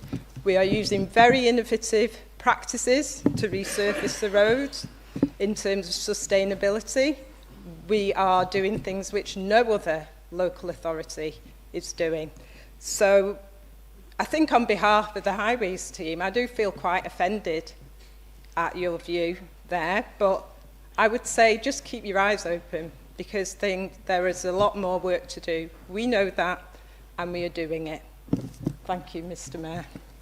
Thank you, Councillor Burdes. Councillor Danny Scott has indicated a supplementary question. Please. Go. Yes, thank you, Mr. Mayor. Open my eyes, that's a good one. And you feel offended. I'm sorry you feel offended. I live in Blackpool. I've lived in Blackpool for about 15 years now. And I walk around Blackpool with my two dogs at least 4 times a day. I'm on the prom, I'm running the side streets. I see these potholes. I've had one resident refer to one the other day as a sinkhole. It's that bad. I've reported it earlier on to the appropriate authority. Hopefully it will be fixed fairly soon. But rest assured, my eyes are open. I live in Blackpool. I see these potholes. And I'm afraid that it's you that needs to open your eyes. I'm sorry to say that. I don't like insulting people. But thank you for the opportunity, Mr. Mayor. Have you any further comment, Councillor Burdes? Yeah. I think there are 2 ways of opening your eyes, Councillor Scott. I think it would also help to see the good that we're doing as well, just to keep a balance. Thank you, Mr. Mayor. Okay. Okay, Councillor. Thank you, Councillor. That brings us to agenda item 5I. That's the Cabinet Member for Young People and Aspiration, Councillor Benson. Thank you, Mr. Mayor. Can I just, before I go on to questions, just want to make Thank you, Mr. Mayor. Just before I ask for questions or general debate, can I just give members a little bit of an overview on some of those GCSE results and what have you? It's not excuses, I just want to give some background and some context. So we can see from the table it is an extremely challenging picture, with one notable high school above national average. Most of them are a considerable distance from national and regional neighbours. But members, I do make no apologies to say that as an authority, we have very little ability to challenge and monitor our high schools than when we were local authority maintained schools, and that does present a considerable challenge. What we have been doing though, we've been meeting with our Department of Education, the senior leaders of the Trust, to discuss that data. The Trust acknowledge the underperformance across the town and their need to improve outcomes. They have accepted their need to reduce exclusions and suspensions. Although attendance is gradually improving, there's a big challenge of sustaining that high levels of attendance. This is particular with children who are persistently absent. It's generally felt there is a greater need for partnership and communication between schools and trusts. They need to learn good practice and share those common challenges they all face. South Shore is now under Sidari Trust, who runs St George's. So it'll be interesting to see what steps they've taken in curriculum development and teaching and learning, and what other schools can learn from their practices. We've already seen notable changes in the school, improved behaviour and classroom engagement. And the new trust's expectation is that pupil outcomes will improve significantly this year. Let's hope so. I do feel that there is a greater commitment to take a more collective ownership with the trust, both with the challenges and a view that improved partnerships can achieve improved outcomes. We'll be meeting again later this term with a focus on inclusion. This will also be a particular focus of the Blackpool School Improvement Board. And as an authority in partnership with the DFE, we will continue to monitor progress through the year. We hope, Mr Mayor, members, that each generation is better off financially and have better academic opportunities. Unfortunately, I do feel we are letting our young people down. This is affecting their future life chances and their opportunities to thrive. Thank you, Mr Mayor. Happy to take questions. Thank you, Councillor. The first theme is GCSE outcomes 2023 to 24. Questions on that first one? Yes, Councillor Thomas. Thank you, Mr Mayor. As a Fylde Coast teacher myself, the table of results here, for me, and likely to be shared widely by news outlets, do not share the full picture of the success but also the struggles faced by our secondary schools, and indeed the successes of our pupils. Levels of disadvantage in Blackpool are disproportionately high, but this is not a story of failure in our Blackpool schools. Our schools continue to support the welfare and attainment of our pupils to the best of their ability in spite of the levels of disadvantage. To give some direct examples, an unnamed Surrey school with a progress rate of 0 has only 2% disadvantage. To look at Blackpool's picture, St George's have a progress rate of positive, I think it's 3.5, but a pupil premium of 35%. Sorry, 0.38. If we then look at Highfield, 55% disadvantage, a progress rate of negative 9.6. Aspire, 65% disadvantaged. We're talking about a dramatic difference in disadvantage of the schools that these are performed against. Again, this is not a story of failure or of our poor schools, but instead it is a show of the limiting factor that poor health, unstable jobs, unstable housing, inconsistent meals can have on our pupils, and the potential successes, like we see at St George's, that we can have. Thank you, Mr Mayor. Thank you, Councillor. Yeah, Councillor Mitchell. Thank you. I read the GCSE outcomes report absolutely aghast. Education is vital for our children's future, and the results in English and maths are a damning indictment. Attainment is miles below the national average, and I appreciate what Councillor Matthews has stated, but the results are still shockingly far below our statistical neighbours. If St George's can achieve the results they have, in spite of the deprivation, we shouldn't use this as an excuse. I'm concerned with how weak the recommendations and suggestions for improvement are. Phrases such as, "there are some concerns," and "it might be useful to investigate an issue" are not sufficient. There should be huge concerns, and we need a proper strategy. At one school, 11%, just 11% of children have reached level 5 to 9 in maths. This must be a wake-up call to the council, schools, teachers, parents, and the students themselves. I understand there's limited control over academies, as you've stated, but instead of words of contemplation listed in the report, could you commit to investigate the variety of issues mentioned and produce an actual strategy regarding how the council can take steps to support improvement at these schools? Thank you, Councillor.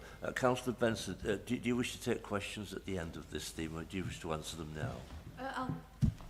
Yeah, thank you, Councillor Thomas. Just get my notes. So that was quite an interesting point, and a particular well-documented point that Councillor Thomas makes. Particularly in subjects, maths and English, that connection often maintains as you say, cycles of inequality, as not achieving those qualifications limits further education and employment opportunities. But by investing in housing and community regeneration, we can have significant impact on educational outcomes. As you'll see from the second part of my report, some of the work that we'll be doing with the Ministry of Housing and Local Government will investigate those challenges. We've already started, we're in very early days with those communications. Attendance must be the centre of those discussions, but you can see that that may just be a symptom of what we face. So that may be discussing curriculum, quality of offer. Pupils must have a sense of belonging. That is as equally important as outcomes and attainments. Councillor Mitchell, yes, I am appalled at those. I wasn't shocked actually, because I think we were expecting them. But I can be assured that there are plenty of people, the schools, our new Director of Education, our School Improvement Board, these exam results will be a focus. So you can assure that, yes, we are very concerned.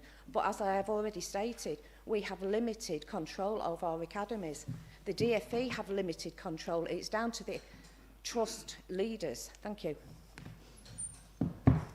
We're still on this theme. Have we any further questions on this theme? No. Well, I think that Councillor Benson has answered the questions that have already been asked. So I'll move on to South Shore Wraparound Project. Have we any questions on this theme? No. Any general questions on Councillor Benson's report? Yeah, Councillor Sloman.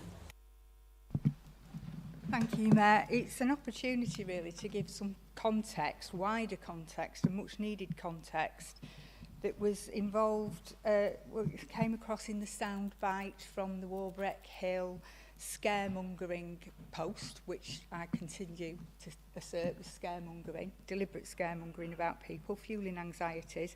There's a suggestion in that we could just use that site to build another SEND school and we would suddenly solve all the problems about having to get children out of area to go to specialist SEND provision. I understand the wider context. I know that the children that are going out of area for that SEND provision are going there because they have got extremely complex either disabilities or educational needs. And if we have to spend the money on sending them out of area, then we spend that money and we spend it wisely. I just want to give obviously the portfolio holder the opportunity to refute this sum or confirm that the sum of £900,000, because it is a soundbite and that's what stands out. Everybody sees that. Nearly £1 million sending kids out in taxis. We all know in here that it's not as simple as that, but the people that read that article are seeing it that we're spending £1 million when we could just build a school.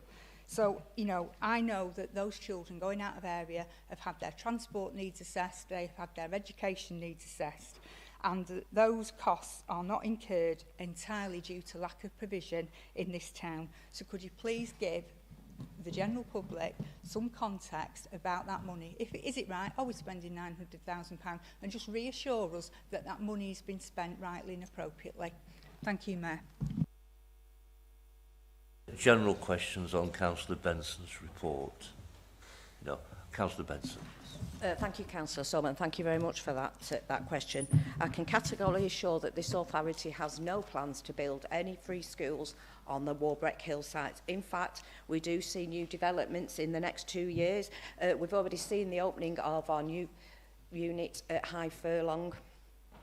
It is only right that children should be schooled in their local area with their peers, not 40-minute taxi and bus rides to other authorities. We're going to see a new medical specialist provision, one social, emotional, mental health provision opening, so we're just waiting for the planning application for that to be going through.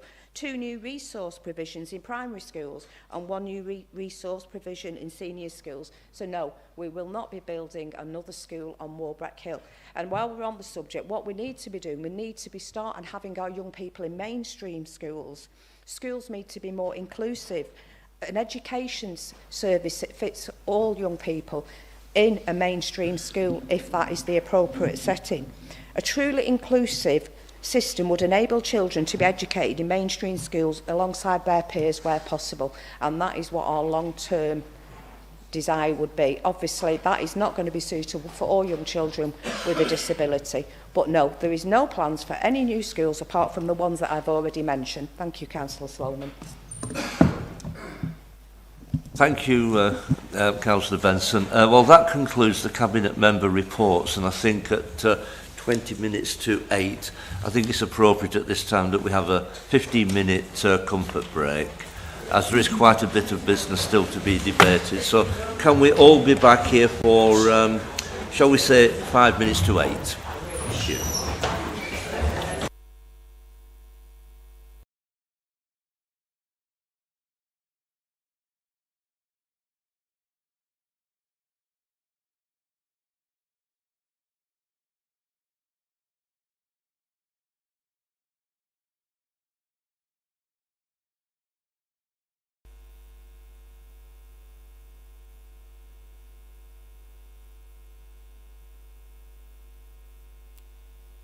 Draw everyone's attention to the fact that we have David over here, the attendant, and he's got a nice big cool jug of water. So if anyone feels they want water in the course of the meeting, don't raise your hands because I think you want to speak, but just lift the cup up and David will he'll come round and see that you're well catered for him.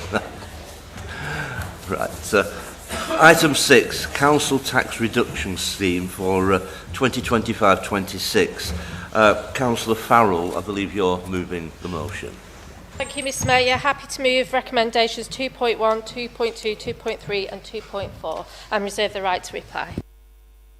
Thank you. Councillor Williams, I believe you're seconding. Yeah, happy to second, thank you. Right, thank you. Any speakers? No? Okay, there's nothing to reply to, so I'll put it to the vote.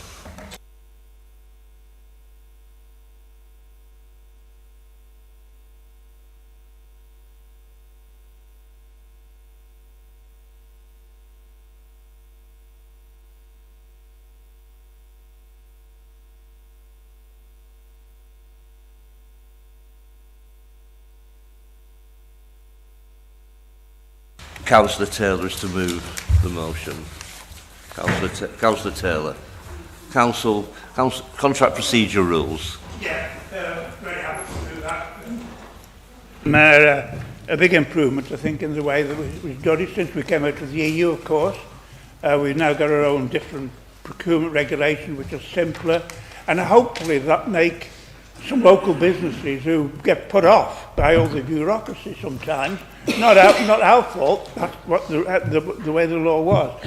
But it should make that easier, and it should also give us more opportunity for social value to ensure that it's our local people who take the advantage. Some of these big contracts that are going on throughout the town, we ought to be having more advantage in terms of local occupation and all the rest of it, which we may be able to do as a result of these changes. But the changes are worthwhile anyway, so I'm happy to support.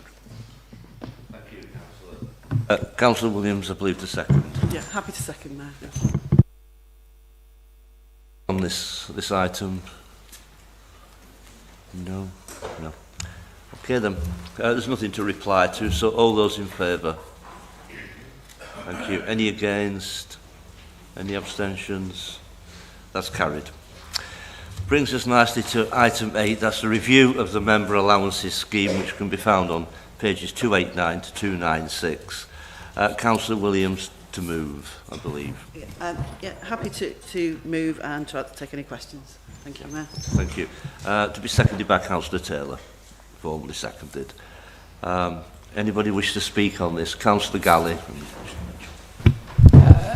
Thank you, Mr Mayor. I just do not understand what is going on with this council at the moment. We're in a state where our working balances are collapsing to below 50,000. The impact that means from this year's savings is that we're now hitting adults care, we're hitting children's care to make up those working balances, and there's every chance they'll be hit again.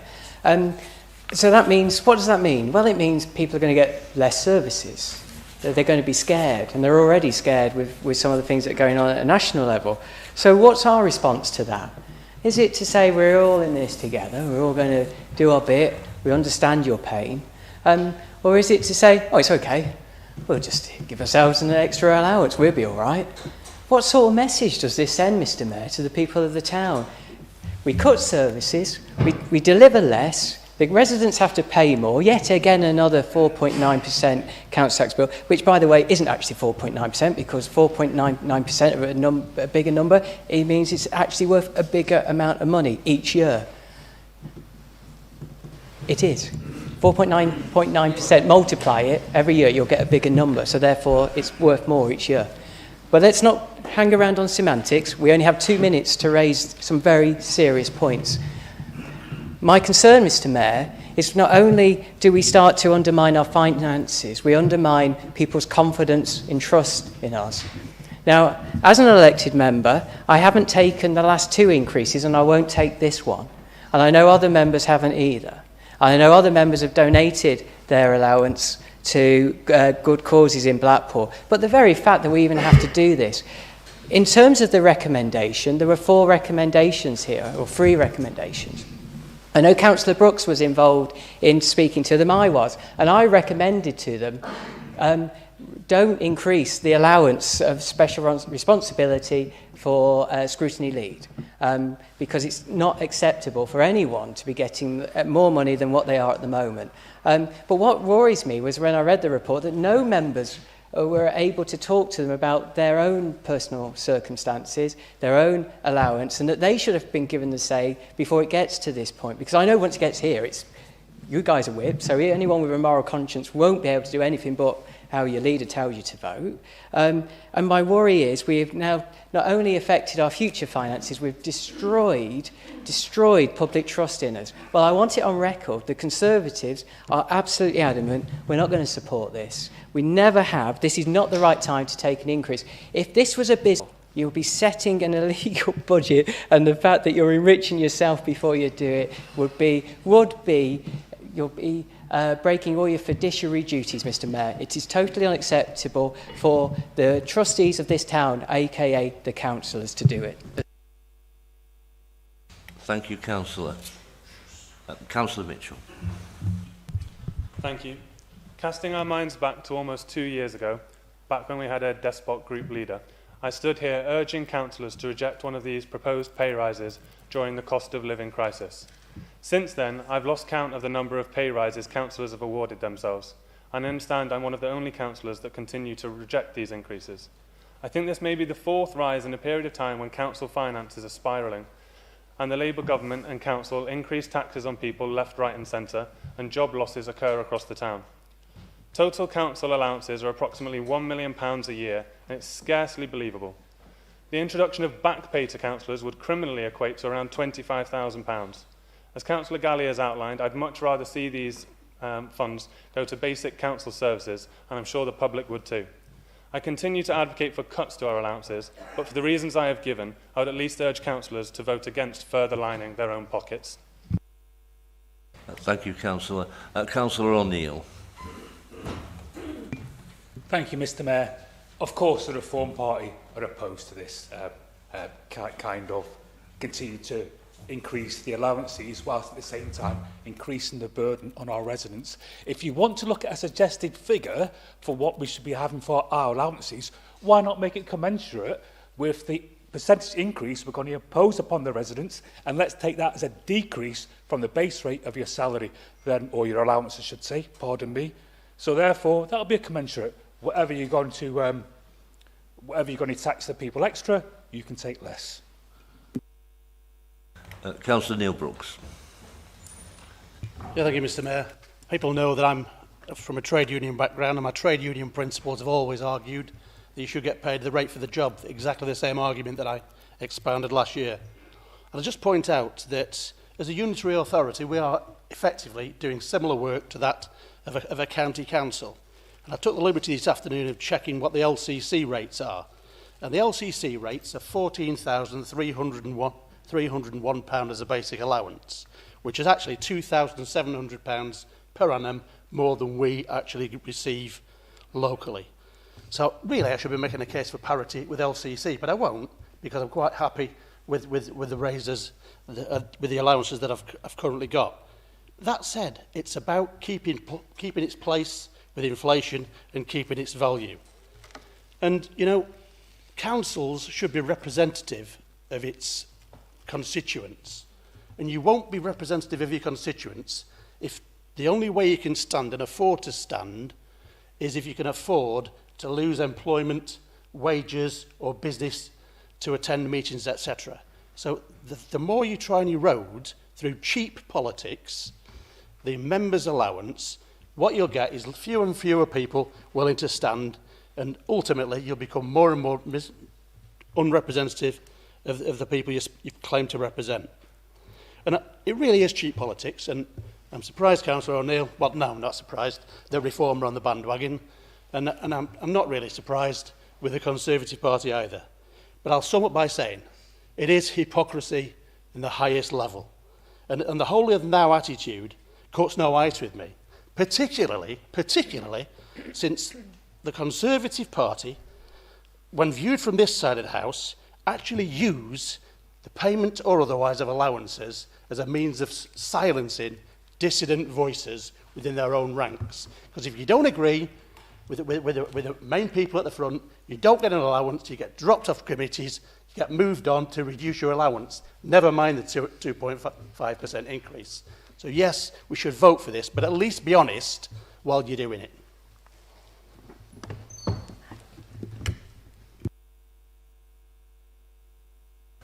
I'm sorry, Councillor O'Neill, you've spoken once, you can't speak again on this matter. But I'm sorry, Councillor. I was mentioned there, I just want to set the record sorry. That does seem a little unfair that I can get spoken about and not with no recourse. That's the way it is. Item. Have we anybody else who wishes to speak? Councillor Burdess. Thank you. I'd just like to take forward and agree with Councillor Brooks' kind of claim of hypocrisy from the opposition. I think it's great that there are people in this chamber who are in a financial position to decline their allowances. That's fine. That's your choice. That's your prerogative. And every member can do that. I, unfortunately, am not in that position. And there are a number of members in the chamber who are not in that position. And I'd just like to, from my own point, say about, yes, I do have I have another job besides this. I love being a councillor. I love being a cabinet member, but I can't do it for nothing. I am not in a position to do it for nothing. And my previous employer could not accommodate the time that was needed for me to be a cabinet member. So I took I made the decision to change my employment. That brings itself another set of problems where employers do not tolerate the time that is needed to do the job well. And it is a job that needs to be done well. And if you want to get people who are committed as councillors to do the job well, not just in the chamber, outside the chamber with the officers, outside in our communities, it's a lot of time that we spend serving our communities, which I believe deserves fair remuneration, especially where there is a loss of earnings involved. Because if you take time out of your full-time job, you lose earnings. That's why there are allowances given. And I think it's unfair to expect people to decline that when they are losing money.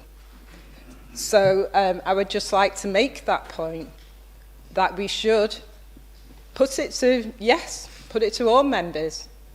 And it's not about moral conscience at all. It is not about moral conscience. And I absolutely refute that, because my conscience is good. I know that I am serving my community. I know how much time I am spending doing this role. And I think the remuneration is fair. And that's the end of it. Thank you, Councillor. Anyone else wishing to speak on this item? No. Okay. Councillor Williams, right of reply. Thank you. Thank you, Mayor. Obviously, I obviously agree with Councillor Brooks and with Councillor Burdett. If we do not pay people appropriately, then there is the real risk that we go back to the bad old days, that the only people who are able to be in this chamber and represent the community are the rich and the retired. And that is not representative of our community. It is not good governance. I am sorry if people are scared, but I find it highly contradictory, Councillor Galley. If people are scared, because you use that last sentence, facing insolvency, you constantly misrepresent the finances of this council, stating we are facing insolvency. We are starting the new year with 7 million working balances and 21 ring-fenced reserves. Many councils up and down the country would be incredibly envious. Councils of all colours are falling off the financial edge, not Blackpool, and that is in the face of politically motivated cuts over the last 14 years. So I would urge everyone to support this, because otherwise we will not be a representative, ultimately, chamber and doing the absolute best for our communities. Thank you. Thank you, Councillor. Right, the motion is before you regarding the allowances. All those in favour, please show. All those against? That is carried by a majority. Thank you. That brings us to item 9. That's the Audit Committee Independent Co-opted Member. Councillor Bradley Mitchell to move the motion. I'm so excited to propose a new independent member to our audit committee, having gained so much value from the independent member we already have. I was fortunate enough to interview David Webster a couple of weeks ago, and he brings decades of experience as a former qualified auditor, as well as experience of being an independent member on another audit committee. This should allow him to hit the ground running and fit seamlessly onto our committee. Thank you so much. Thank you, Councillor. Anybody else wish to speak on this? No. Sorry? We need a seconder. Sorry, yes, sorry, we need a seconder for that. Yeah, that's me. Okay, thank you. Yeah, thank you. I mean, it's great that we have been able to...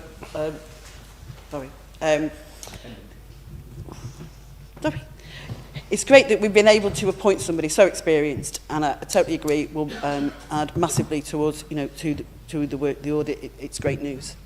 Happy to second. Thank you. Thank you. Anybody else wish to speak on this? No. Are we happy with that recommendation? All those in favour? Please. Any against? No. Okay, thank you. That is carried overwhelmingly. Item 10 is that time of year again, the Mayor-elect for 2025-2026. I believe Councillor Williams, you're moving this. Yes, very happy to move this, and congratulations to Councillor Critchley, who, as we all know, will undertake the role in her own style,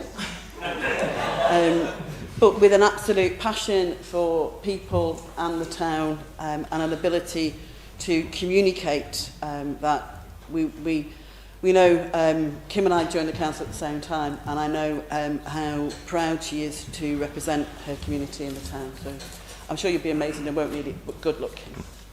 Happy to move. Thank you. And I was going to second this. Well, Councillor Galley is to second it, Councillor. You can say something. Thank you, Mr. Mayor. Delighted to... No, that's flashing, isn't it? Oh, that's what it is. Ah, right, brilliant. They won't be able to hear me. So, yeah, delighted to second the wonderful Councillor Critchley. I've known Councillor Critchley for a long time for our audit work together. And the one thing that Councillor Critchley brings, Mr. Mayor, is enthusiasm to any meeting, and a great moral compass, may I say, as well. You absolutely care about the people of this town, and I know she'll be a great worthy successor to yourself, and who's done an excellent job, and we can have some great speeches at the time when we do mayor making, but I promise, try and be good in your time. I'll try our best. Thank you very much, Mr. Mayor. Does anybody else wish to speak at this stage? No. Well, yes, Councillor Sloan. I've been very lucky to attend quite a few mayor's parlours lately, and I have to say that Kim has always been absolutely welcoming. She's been a wonderful host along with the mayor and mayoress. I know it's with some trepidation that you've taken this up, Kim, and rightly so. All I want to say to you, forget the politics, forget everything else, be yourself, girl, and you'll smash it. Councillor Taylor, yeah. I can speak. I just want to say how disappointed I am, because I was really looking forward to seconding Kim as the mayor. I was really looking forward to it. I've been thinking about it all day, and now you told me I can't do it. But nevertheless, I accept the situation. You still had the opportunity to speak, though, didn't you? Anybody else? No, well, I'll take the opportunity to say something. Many, many congratulations, Kim. I'm sure you'll do a great job, as you have done as deputy for this last year, and some of which is still to come, so many, many congratulations. I don't wish to put you on the spot at this point, but do you wish to actually... Well, we'll take the vote, and then I'll invite you to say something if you wish. Okay. Sorry. Okay.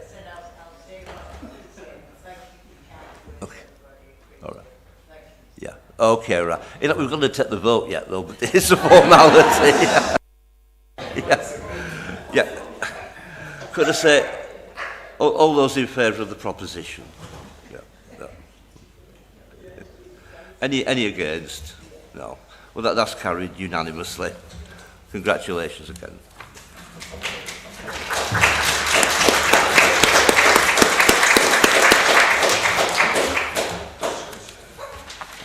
Right. Item 11, motions at council. The first one is on devolution and the future of Blackpool Council. The motion is printed in with the agenda. Councillor Galley to move.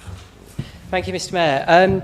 I appreciate to many members of the public who were watching through webcast and are here tonight that devolution and local government reorganisation isn't the most sexiest of items, and the ultimate question is, how does this affect me? One of the things that I've always been concerned about is the impact it will have on residents, Mr. Mayor. As somebody who used to live in Cheshire East and saw how the councils of Crewe and Congleton and Macclesfield were merged to eventually become Cheshire East, I saw directly how that did affect the residents, because I was one of those people who thought, who cares? Who cares which council is doing what? It doesn't matter. Well, it did matter, because in the end, some of those towns lost their tips, they lost their libraries, they lost all the things that those councils were really good at doing in those local areas.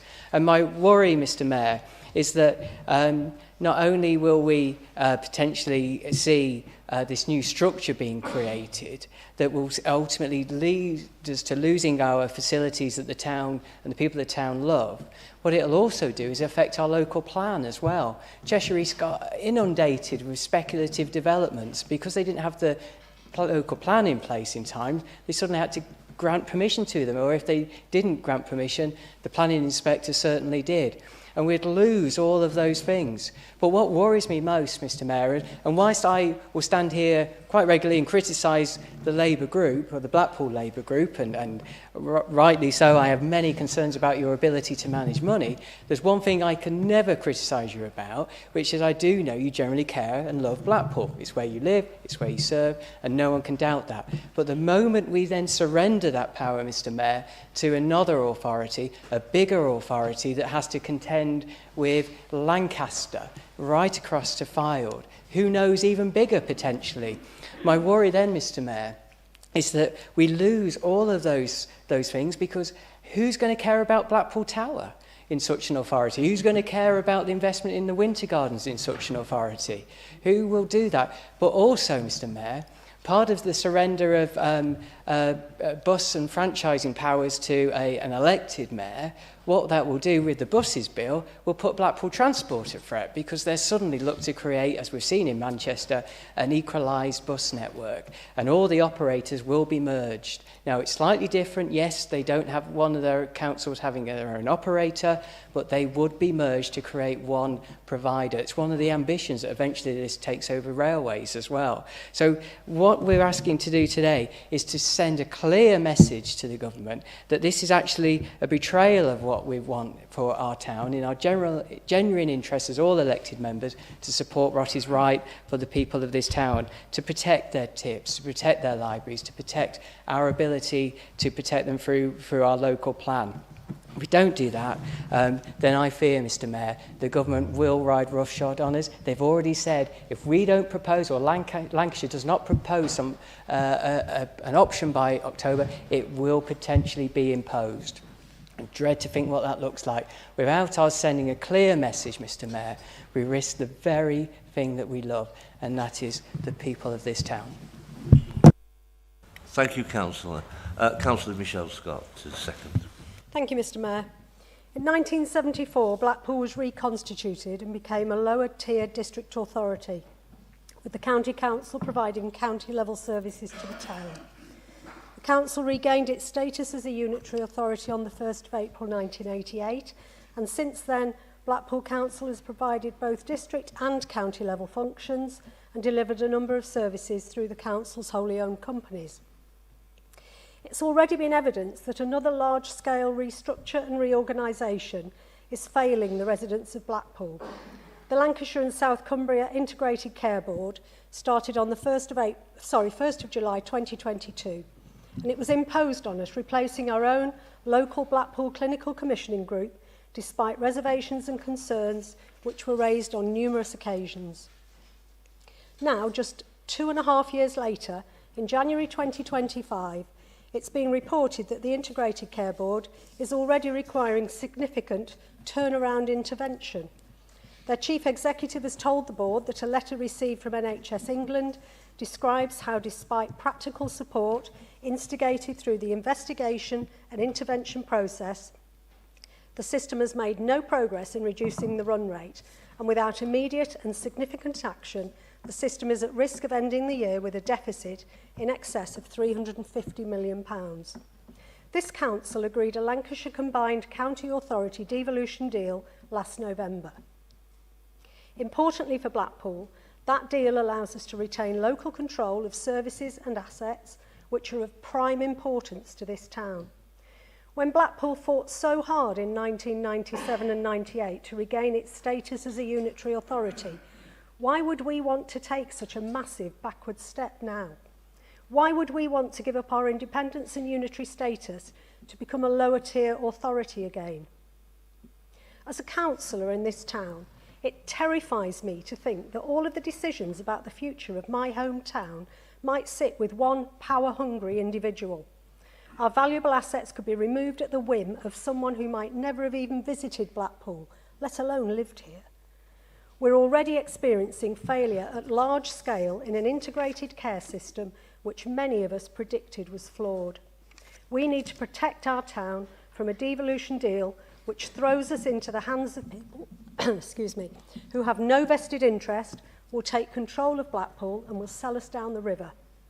I urge all councillors in this chamber to think about our residents, put them first and protect Blackpool's interest. I second this motion and reserve the right to speak. Thank you, Mr Mayor. It's open to speakers. Councillor Williams. Thank you, Mayor. The opposition seem to be confused about what devolution means. The creation of the County Combined Authority is the beginning of moving powers and funding away from Whitehall and bringing control to Lancashire. The opposition appear to want us to live in the past and not seek new opportunities that could benefit our communities. We have seen Manchester and Liverpool reap the benefit of devolution, not least with billions of funding for transport infrastructure and the consequent private sector investment. If, as an item I know that is close to Councillor Galley's heart, and the South Fylde line and trams, that needs devolution. The new government also intends to have a Council of Nations with mayors from every region of England sat at the table with the Prime Minister, influencing government policy and helping ensure that we see growth in the economy for all parts of the country, not least in those places that need it the most. Should we turn our back and leave Lancashire's chair empty, our voice unheard? This is typical of their small-minded, small-time, backward-looking approach. We don't need notices of motion to reaffirm our commitment to the people of Blackpool. We were elected on the back of our promise to always put our community first, acting in their best interest. Not putting party politics before people as the party opposite do, or attempting to create headlines to scaremonger and mislead. We will not be supporting the motion. Thank you, Councillor. Councillor Boughton. Just to add a little bit of context to this debate, to enlighten Councillor Galley, the main reason why when the new Cheshire East Authority closed libraries and other services, the main reason it was controlled by the Conservative Party.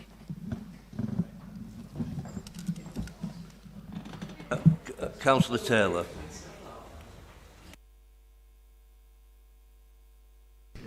I guess many people will know that I was council lead at the time we became a unitary authority after a 5-year battle to get that status. I've never regretted that. I think it was one of the best things we ever did, and giving us control over important local services. Now, we're not talking about that. We're talking about devolved power from government to local authority, not losing any, but gaining actually powers here. But, and this is the point, all this will be subject to debate here. It'll be subject to debate within our own political groups, no doubt. And it will be subject, most importantly, to debate within the community, which will have to be consulted about it.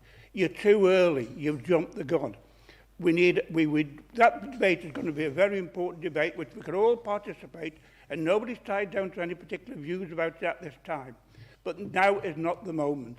So I'm supporting rejecting this, not on the grounds that I have a particular position about it in support of that, but rather that it's just too early to have that debate before we know all the facts and all the situation and exactly what we mean. Because we're talking about speculation at the moment. Many of the things we're talking about are not actually been talked about in government, and never mind anywhere else. It's all, yeah, you're listening to all the rumours, mate. That's what your problem is. So I suggest we leave it till we know the full facts and something is proposed. Councillor O'Neill.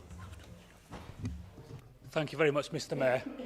It's quite ironic to hear people on this side accuse people on that side of playing party politics, when you know that most of you sat here know that devolution is not in the interest of the people of Blackpool. You know it in your hearts, but you're having to follow that party line. Thank you very much. Thank you, Mr. Mayor. I wasn't really intending to get involved in this debate, but I thought I really do need to congratulate Michelle for the way she's managed to get the ICB into this discussion, and I agree. So you can note that I have similar misgivings and reservations about the performance of the Integrated Care Board and the financial position they find themselves in. And my take on this is the financial position is what is attracting me to this, in that I see Manchester, I see Merseyside, I see that millions and millions of pounds being poured into those areas, and we sit here arguing over who's going to be in charge, whether that be a Tory, whether that be Reform, whether that be Labour, when our residents need that funding. We clearly aren't going to get that funding. The party opposite argued at county level and district level that we shouldn't even get the money that we have got in the level 2 deal. We're looking at a prize of a level 3 deal ultimately. I apologise, you did support the county. It's your colleagues at County Hall and the districts that I'm aiming my fire at. And the people that wear 2 hats, they wear one when they go to the district council, and they wear another one when they go to the county council, and they don't want to lose that power that I'm aiming my ire at. So locally, we've already agreed to a level 2. You've taken flack from your colleagues. We've taken flack from our colleagues on that. But the direction of travel's clear. If we want to improve the lives of our residents, we need that to be funded. And the central government have said they want to devolve powers and funding to the regions. That's going to happen, whether we bury our head in the sand or not. The rest of it is just fluff. We don't know about local government reorganisation. We don't know what that's going to bring. We don't know what the proposals are, whether that's merging with Lancaster, whether it's merging with Preston, or whatever. That's all for the future. And Councillor Taylor's absolutely bob on. We shouldn't be taking decisions tonight that throw all that away. We reject all that because we don't. We want that money. We want that support for our residents. So I'll be voting against this, not because I necessarily agree with it. I don't agree with it, but because it's too early. Let's see what's on offer. Let's see what the benefits are for our residents before we start chucking out the baby with the bathwater. Thank you, Councillor. Any further speakers on this? No. Councillor Galley, your right of reply. Thank you, Mr. Mayor. I seem to be living in some parallel universe where the truth no longer matters. So tonight I've heard it was Conservatives that were shutting down tips in Congleton. Well, it wasn't, it was Labour. It was Labour. The Labour council had done it. It was. I used to live in Congleton. This isn't some wild speculation, Councillor Taylor. We're not even talking about devolution here. We're talking about a white paper that was produced by the government a week before Christmas. And in that time, a white paper, and in that time, a series of councils across the country have then produced a set of actions that have postponed elections in their constituencies in order to promote an alternative restructure of their local government structure. And now it's only Lancashire that hasn't put that together at the moment. So we are standing out there like a Alicia Beacon going like this. And the government is talking about, you're right, this council of regions and so on, like some grand Ottoman Empire sort of thing where it all meet and so on. And there is the clue. This isn't about local councils. We will be reduced in this scheme. I have it here, by the way. It was done by Oliver Ryan, the MP for Burnley. He's actually put a report together. He's been very busy, and it's been signed and backed by our local Labour MPs, the Lancashire Devolution and Local Governance. And there it talks around exactly the things that the white paper meets. It criteria of no less than 500,000. Does this sound familiar? It talks around no more than 1.2 million. All the things that are going to set in train a set of events that will give us Lancaster, Blackpool, Fylde and Wyre. And then there's another set which actually makes it East and West Lancashire. This is what they're proposing. What you're actually saying tonight is we'll do nothing and wait. We'll keep our heads in the sand. We'll let somebody else send this alternative proposal through. And what we were being asked to do tonight, I absolutely agree with Councillor O'Neill that this was about actually working in the people's interest of this town, because we were going to send something to from the council leader to the Minister of State for Local Government that actually said that we were opposed to this, because at the moment we're saying nothing. And that's what worries me even more. We're not even saying anything. So what will happen? This will be done to us, because we are not offering anything.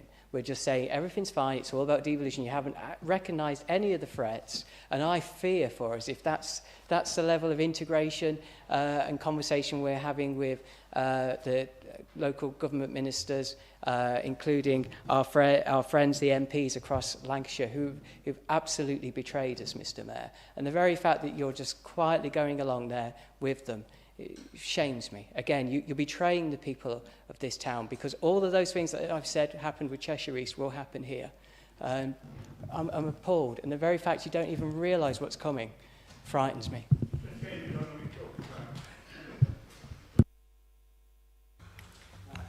Right then, now put this to the vote. All those in favour of the motion? Recording vote, please, Mr. Mayor. How many people need to ask? Five need to ask for it, request it. Yes, that's fine. That's 5, yes.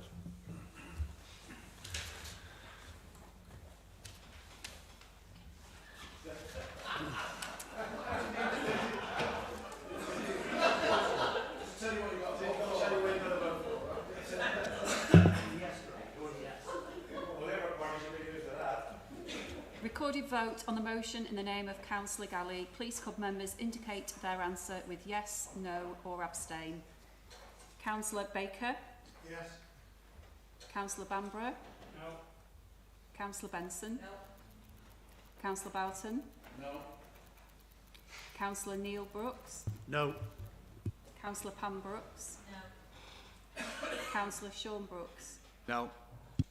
Councillor Burdess? No. Councillor Campbell? No. Councillor Cooper? Yes. Councillor Critchley? No. Councillor Farrell? No. Councillor Fenlon? No. Councillor Flanagan? No. Councillor Galley? Sorry, yes.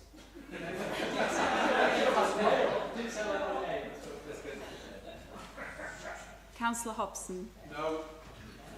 Councillor Hoyle? No. Councillor Hugo? No.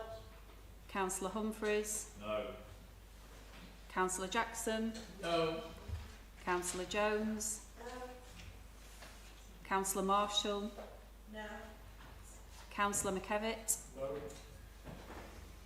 Councillor Bradley Mitchell? Yes. Councillor Carl Mitchell? Yes. Councillor Diane Mitchell? Yes. Councillor O'Neill? Yes. Councillor Roberts? Yes. Councillor Rowe? No. Councillor Danny Scott? Yes. Councillor Michelle Scott? Yes. Councillor Sloman? Yes. Councillor Smith? No. Councillor Taylor? No. Councillor Thomas? No. Councillor Webb? No. Councillor Williams? No. Councillor Wilshaw? Yes. Mr Mayor? Abstain.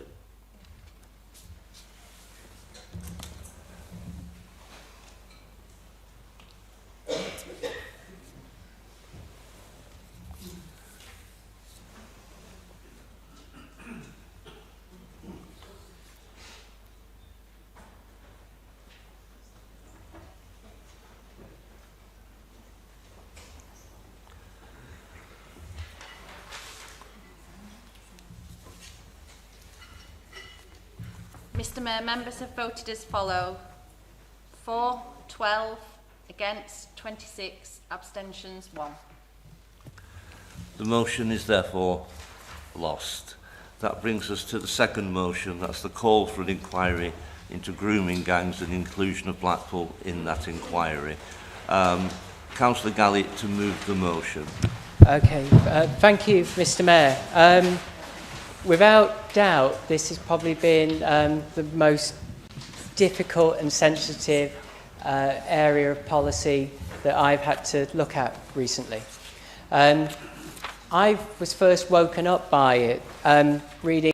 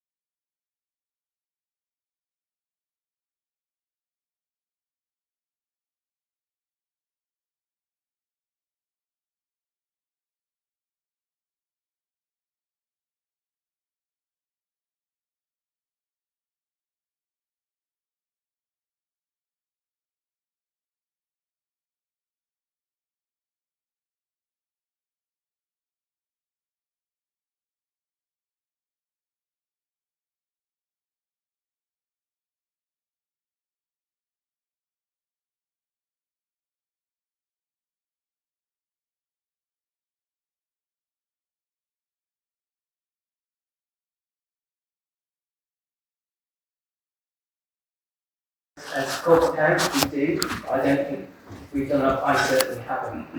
I then started to research what's gone on, and I've listed those things, Mr Mayor. And then I've read as well. all of us read the debate that's gone on. I've looked at what the Home Secretary has put forward as her thoughts. And she talked about the independent inquiry into child sexual abuse. And one of the things that our members are thinking of, that whatever this does, doesn't infect the work that is going to carry out. But what I did notice, Mr. Mayor, is that it doesn't reference Blackpool. I did a search on it, there are only 11 mentions of Blackpool in that report. And that's where I start to worry. That all of these actions are going to be very focused around certain towns. But they won't mention Blackpool, it won't mention the unique nature of Blackpool. In fact, we have lots of abuse going on. Potentially, we know it's a factor here in hotels. It was in a BBC News report last night that hotels connected this amusement arcade. It is very unique. Blackpool is history of abuse to coastal areas. And none of these reports connect to coastal areas. And I feel it should. It should also connect to how the Blackpool connects to some of those mill towns that have suffered. And that's why I thought, yes, we need to now own this, and we need to make sure Blackpool has a voice in those comments that the Home Secretary will work on in Easter, Mr. Mayor, when they announce how they intend to carry out some of those actions, and to make sure Blackpool is included in this discussion. But I did want to read out a paragraph that I made from the people here tonight that were sent to me. And it said that we can no longer allow this silence to persist. If we do, we fail not only Charlene, but every child who has suffered in this town. Justice is not just about the past, it's about safeguarding the future. We must demand an inquiry, we must ensure these children's voices are heard, and we must take the steps necessary to make Blackpool a place where children are safe and cared for. I've made my peace with it, Mayor, and I encourage all members to do the same. Please support the motion. Councillor, Councillor Michelle Scott, second. Thank you, Mr. Mayor. We've all seen the reports emerging regarding the horrors and extent of the vile crimes perpetrated by grooming gangs against children. And we've heard from victims regarding the life-changing impact the actions of those monsters have had on their lives. And excuse me, this is quite moving for me. We've heard how this is a far greater problem in our society than had previously been exposed, and is far more widespread than any of us could have imagined. We've also heard very recently how services which we believed were in place to protect us have repeatedly let us down and are failing to keep us safe. To those few with their own agenda who are looking to politicise this motion, accusing us on social media and elsewhere of jumping on a bandwagon, and to those who are trying to justify why they should not support this motion, I suggest that you need to open your eyes. To anyone who has any doubt that there needs to be a comprehensive investigation into grooming activity in Blackpool as part of a national inquiry, I bring this to your attention. Last Wednesday, I received an email, not as a councillor, but as a resident in Blackpool. It was sent to me by Lancashire Constabulary, and it said this: "We would like to make you aware that grooming gangs and county lines operate in your area.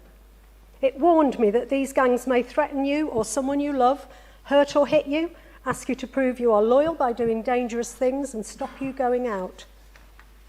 As councillors, we all know we have a duty as corporate parents to do everything we can to protect the children in our care. As a grandparent, I will do anything I possibly can to protect my grandchildren, and I'm sure that every member in this chamber feels the same regarding their own children and grandchildren. And as councillors, we owe that commitment to every child in Blackpool. It was reported in the media last week that a convicted child groomer is involved in trying to set up a children's home in Leeds. God forbid that that should ever be allowed to happen, but it demonstrates these monsters will try all manner of ways to continue their depraved behaviour. We don't know how widely they're operating. I'm aware of a young child in my own ward who last month was targeted by an online groomer. The hub for that activity may well be in Blackpool for all we know. The vigilance of that child's family prevented them from coming to harm, but the outcome for the child could have been very different had they not had that support. This is happening here, under our noses. We owe it to our residents to protect them from these atrocities, and we owe it to the victims of these despicable crimes to ensure that all steps are taken to understand the extent and origins of any such activity in our town. It is crucial that a full and comprehensive national inquiry be undertaken and that our town needs to be included. I second this motion as presented in its entirety and reserve the right to speak. Thank you, Mr Mayor. Thank you, Councillor. Councillor Hobson to move an amendment. Yeah, thank you, Mr Mayor. I'm proposing this amendment very simply in that the wording of my amendment will make it far easier to protect the children of Blackpool. Thank you for raising this important issue, Councillor Gelly. It is one that's been a priority in Blackpool for some time. I'm not sure of some of the origin of some of the research that you've cited, but as unfortunately the timeline shared does not contain references to the material.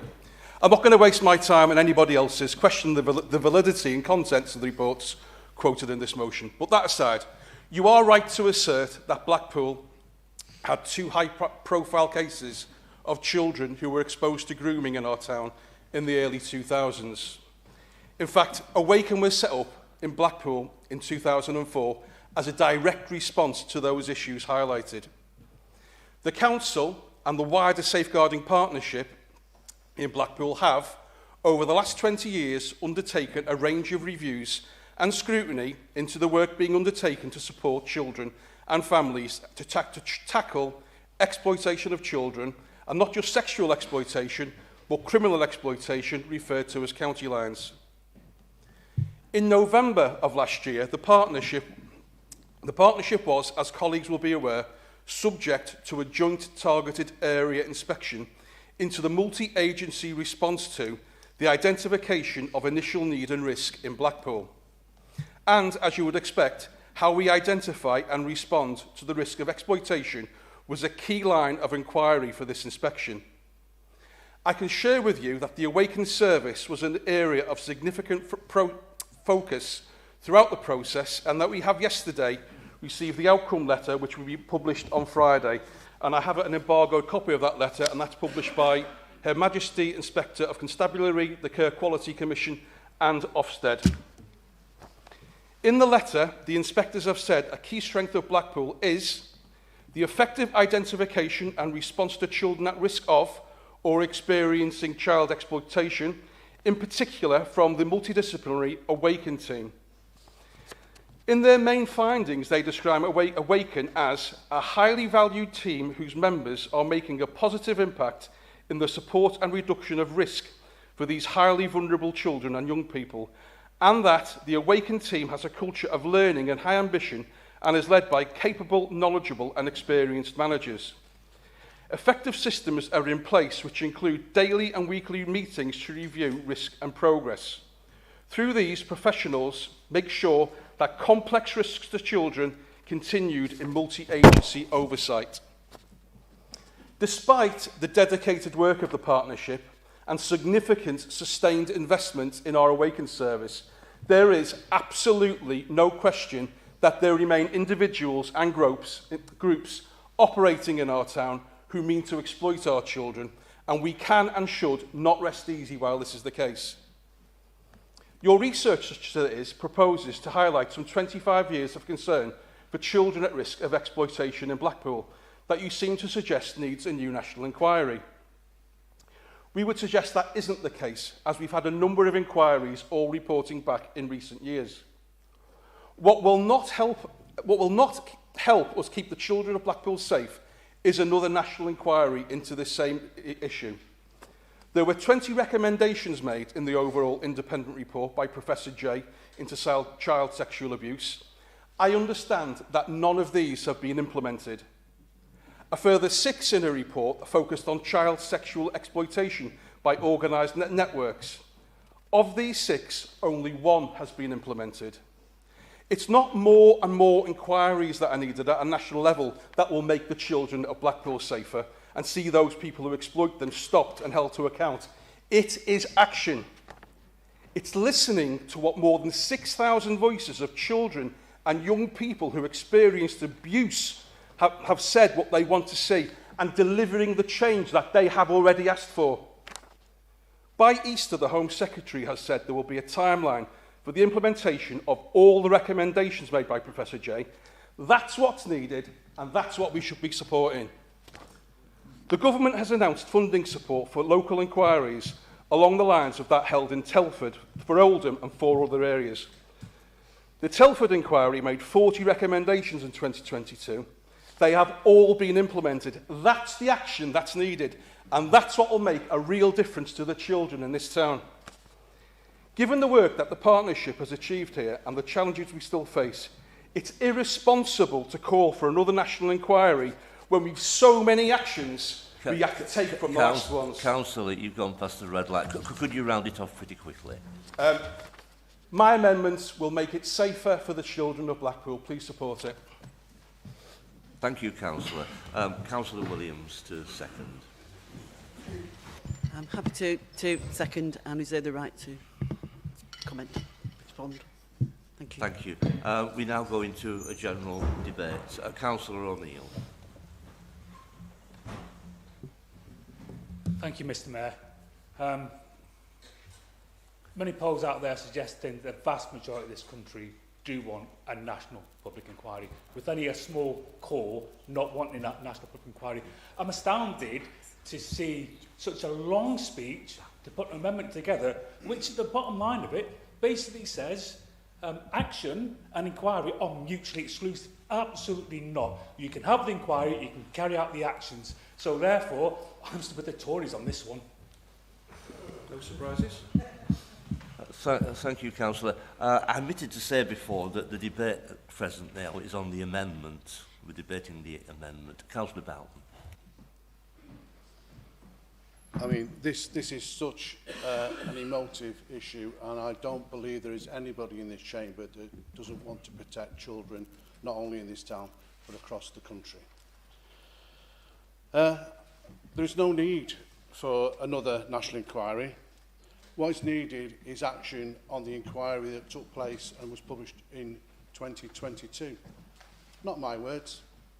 That's the words of the person that chaired that inquiry, Professor Jay.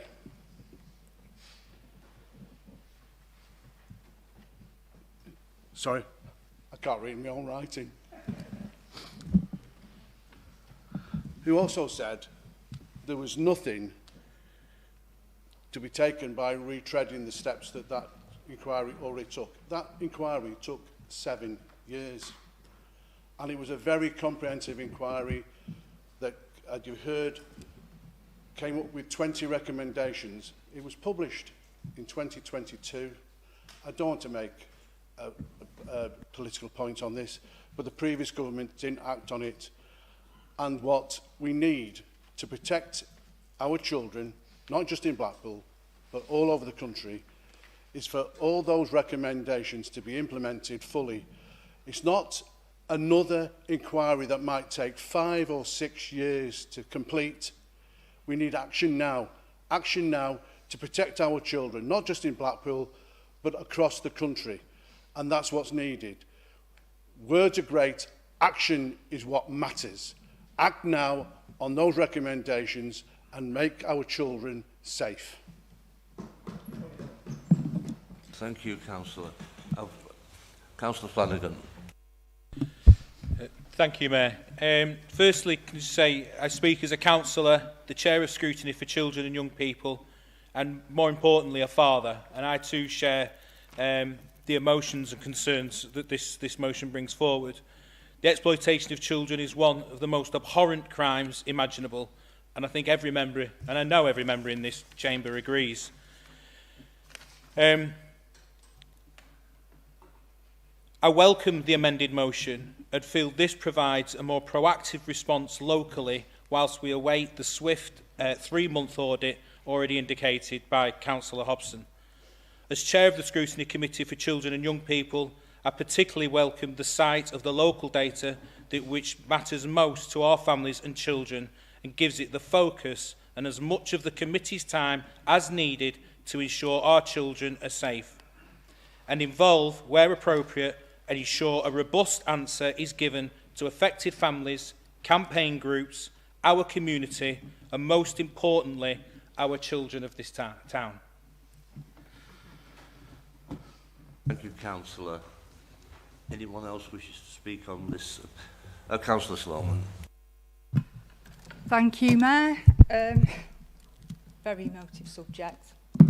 I lived this for 20 years in my professional career, working with young people who were sexually exploited, who were trafficked around the country, not just by grooming gangs, but local authorities, taking children away from their families to be looked after in professional environments where they were actually more at risk, because we had this wonderful body called Ofsted who were given all this power to come along and say, you know what, that child that's been sexually exploited, that child that's at risk from her exploiters, that we've moved across to you, we're not going to let you keep her safe, because even though you're a parent at home, you've got the right to lock your front door, you can put your arms around your child and you can say, you're not going out, I am not going to let these devils get anywhere near you. We can't do that. Our most vulnerable children are the children in the care sector, the children that are looked after in children's home and by foster parents, where they have absolutely no power to do the very basic things to keep their children safe by putting that strong pair of arms around them and locking that door.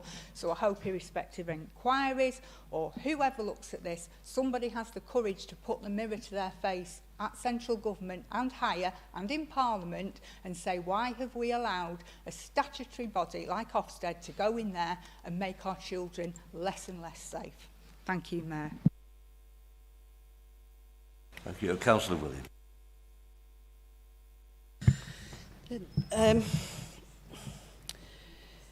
The government has committed, I think, as other speakers have said. I reserved that. I did. Sorry. I specifically remember doing it. Yes, sorry. Having not done so before on occasions. So the government has committed and laid out the timelines for the implementation of all the recommendations made by the independent inquiry in child sexual abuse in 22. We have committed Blackpool Children's Services to implement promptly any actions that the government directs to local authorities and safeguarding partnerships as part of this work.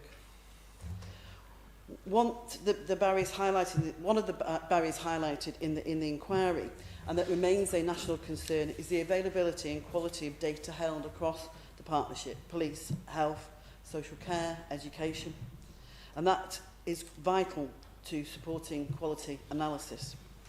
Our safeguarding partnership will undertake an audit of that data held across exploitation, including children's services, police, health and education, to ensure we understand the drivers and are providing an effective response to organised exploitation as a partnership. Also, our independent scrutineer will undertake a review to ensure that that approach is appropriate. These commitments will actually deliver. They will achieve the outcomes that I think we all agree are necessary. And they will support the disruption of organised gangs who seek to harm our children. And, as Councillor Hobson has said, will make our children safer in our town. Thank you. Any further speakers? Councillor Baker. Thank you, Mayor. I just think it's very simple. What Councillor O'Neill has said is, why can't we do both? Why can't we vote in favour of the motion? The national inquiry, yes, carry on. There must be other things that have come out recently, but still carry on doing what we're supposed to be doing, looking after the children. You know, why stop? We don't have to wait till the next report. We just get on with it. Thank you.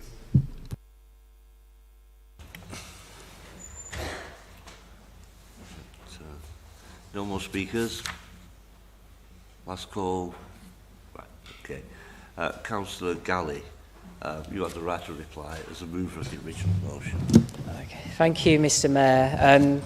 I don't know if it's an age thing, but I just become increasingly depressed the longer I'm a councillor.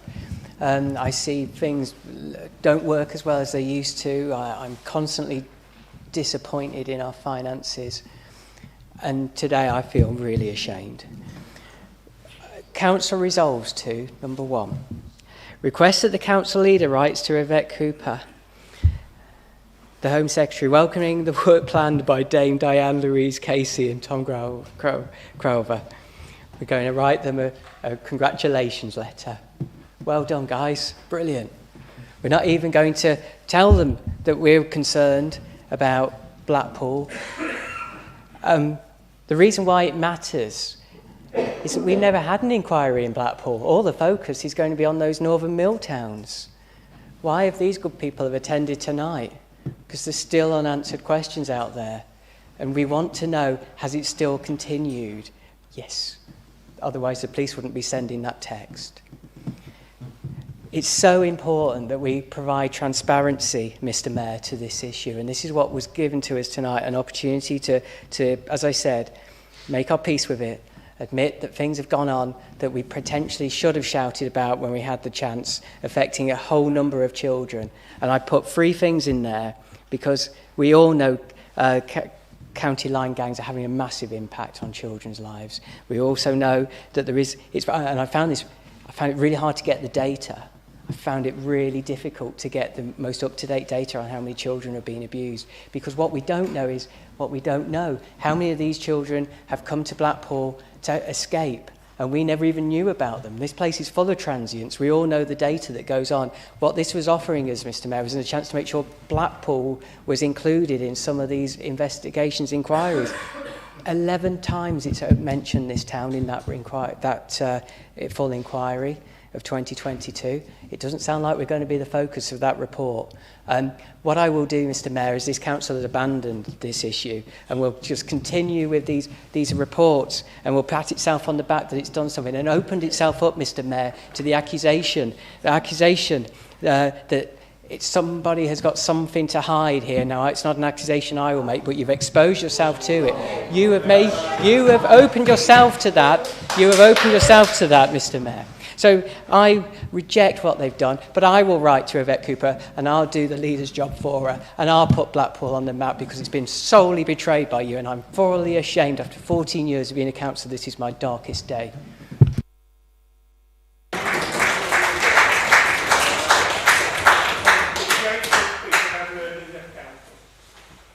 Thank you. Well, the amendment is before you, so also recorded vote. So 5 of you. We've got 5 members. I'm pretty sure there's 5 of you. Yeah, I'm pretty sure.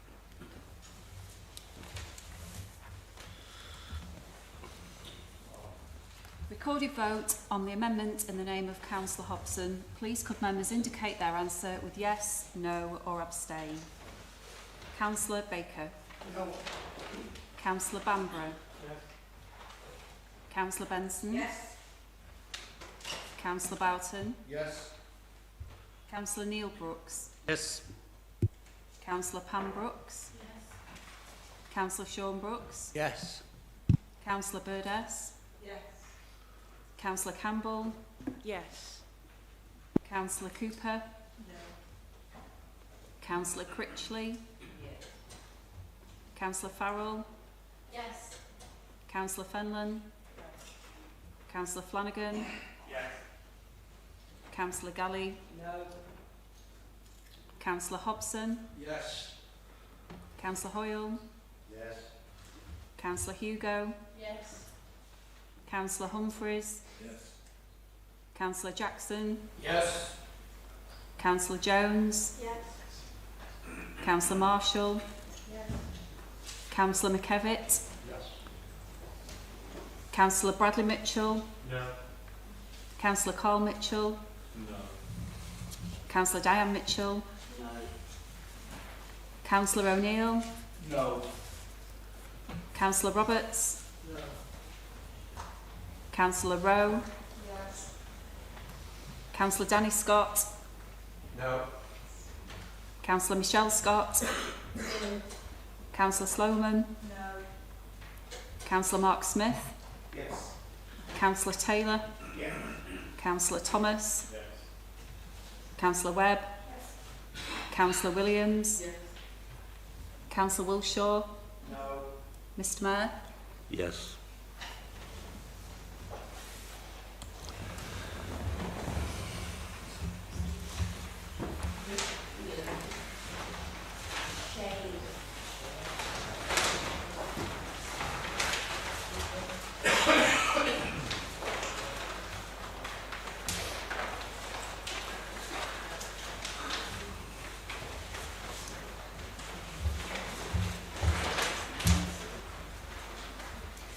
Mr Mayor, members have voted as follows. For, 27, against, 12, abstentions, 0. The amendment is therefore carried. So, under the standing orders now, we go straight to the substantive motion. Recorded vote. Five of you? Yes. Okay. Recorded vote.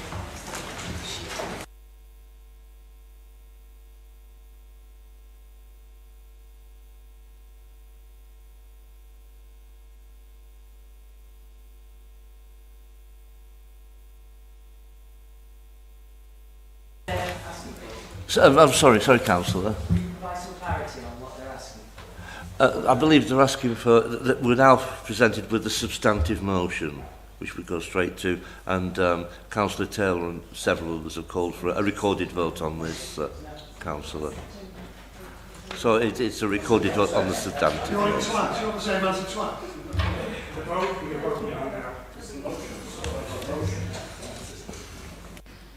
Recorded vote on the substantive motion in the name of Councillor Hobson. Please could members indicate their answer with yes, no or abstain. Councillor Baker? No. Councillor Bamborough? Yes. Councillor Benson? Yes. Councillor Boughton? Yes. Councillor Neil Brooks? Yes. Councillor Pam Brooks? Yes. Councillor Sean Brooks? Yes. Councillor Burdess? Sorry. Yes. Councillor Campbell? Yes. Councillor Cooper? No. Councillor Critchley? Yes. Councillor Farrell? Yes. Councillor Fenlon? Yes. Councillor Flanagan? Yes. Councillor Galley? No. Councillor Hobson? Yes. Councillor Hoyle? Yes. Councillor Hugo? Yes. Councillor Humphreys? Yes. Councillor Jackson? Yes. Councillor Jones? Yes. Councillor Marshall? Yes. Councillor McKevitt? Yes. Councillor Bradley Mitchell? No. Councillor Carl Mitchell? No. Councillor Diane Mitchell? No. Councillor O'Neill? No. Councillor Roberts? No. Councillor Rowe? Yes. Councillor Danny Scott? No. Councillor Michelle Scott? No. Councillor Sloman? No. Councillor Smith? Yes. Councillor Taylor? Yes. Councillor Thomas? Yes. Councillor Webb? Yes. Councillor Williams? Yes. Councillor Wilshaw? No. Mr Mayor? Yes.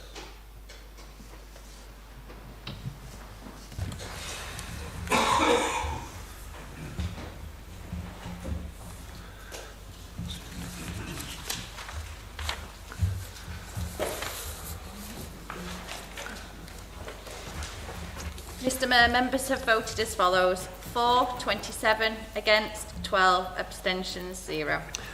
We're doing it.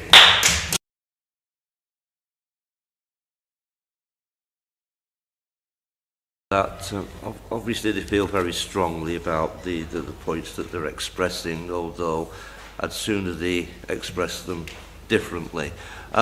Yes, the substantive motion, we just read out the figures, haven't we? Could you just read them out again, please? For, 27, against, 12, abstentions, 0. Yeah, the substantive motion is therefore carried. That concludes the agenda for tonight. Can I thank everyone for their attendance and apologise for what just occurred, and also apologise for certain points in the meeting where there was great acrimony, but I'm sure we all enter these meetings with the best of intentions, but how we achieve the outcomes often is different to each other. But I'm sure at the end of it all, we respect each other's point of view, even though we might not always agree with a particular approach. So thank you again for your attendance, and we look forward to the next meeting, which I believe is the budget meeting. So thank you and good night.